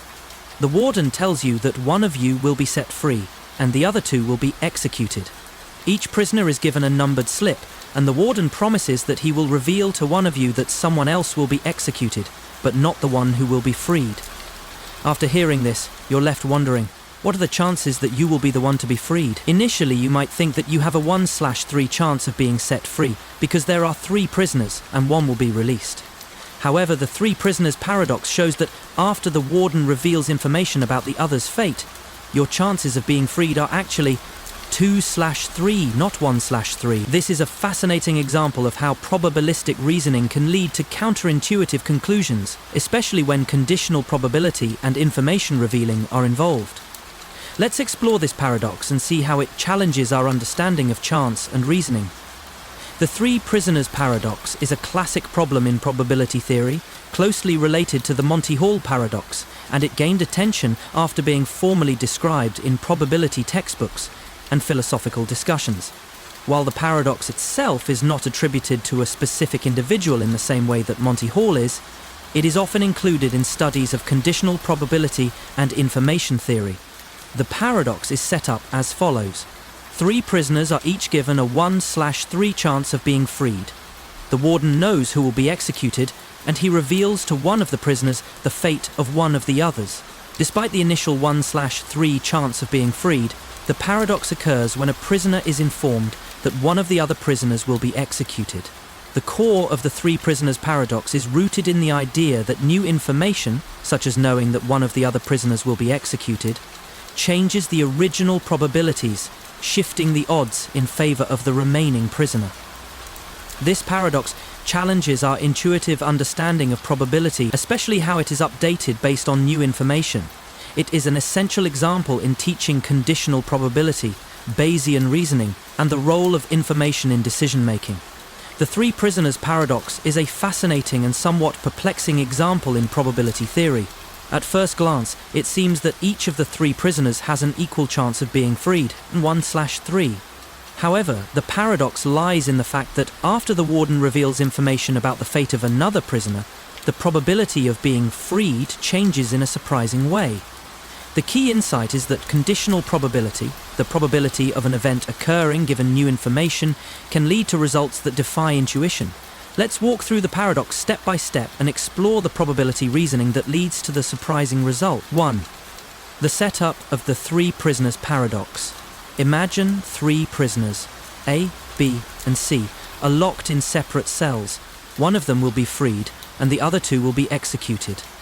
The warden tells them that he will choose one prisoner to be set free at random. The prisoners are initially told that each has a 1/3 chance of being freed, since there are 3 prisoners and 1 will be released. Now, let's add a twist to the problem. After assigning the chances, the warden says to prisoner A, "I will tell you that either B or C will be executed, but I will not say which one." So, the warden reveals that at least one of the 2 remaining prisoners, B or C, will be executed, but he does not directly tell A who will be freed or executed.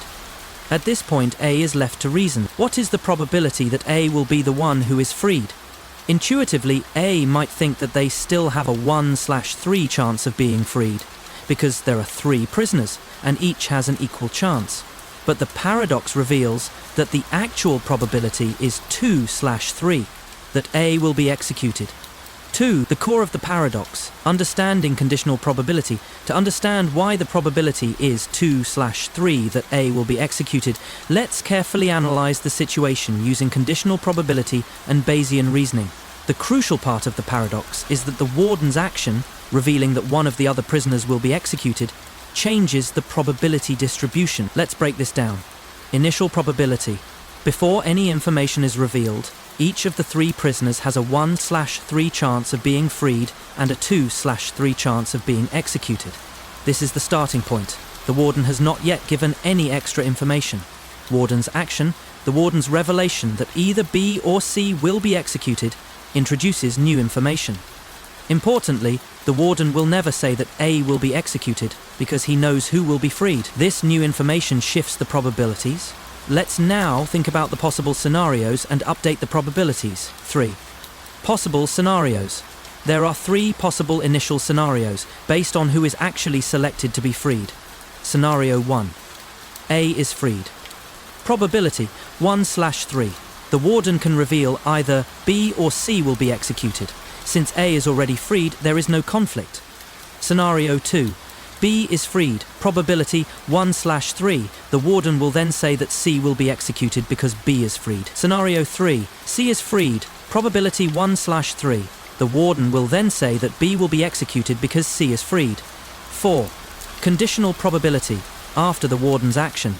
After the warden reveals that either B or C will be executed, the remaining possibilities for A's freedom change. To understand why A's probability of being freed is 1/3, let's consider the following reasoning. If A was originally chosen to be freed, scenario 1, the warden's revelation does not change the 1/3 probability of A being freed. There are still 2 possibilities for B or C being executed, but the total probability is 1/3. However, if the warden reveals that B will be executed because C is freed, A must conclude that C has a 2/3 chance of being freed. The warden's revelation essentially concentrated the remaining probability on C, given the fact that B is executed. 5. Why the probability of being freed is 2/3 for the other prisoner. The crux of the paradox lies in the fact that A mistakenly assumes that the remaining 2/3 of the probability is still equally split between B and C. But this is where the conditional probability comes into play. Knowing that B will be executed means that the 2/3 chance has shifted entirely onto C. Let's go through this systematically. Before the warden's action, A, B and C each have a 1/3 chance of being freed. After the warden reveals that B will be executed, the probability of C being freed increases because the remaining 2/3 chance of being freed has moved to C. This leaves A with only a 1/3 chance of being freed, and the 2/3 chance shifts to C. 6. Intuition behind the paradox.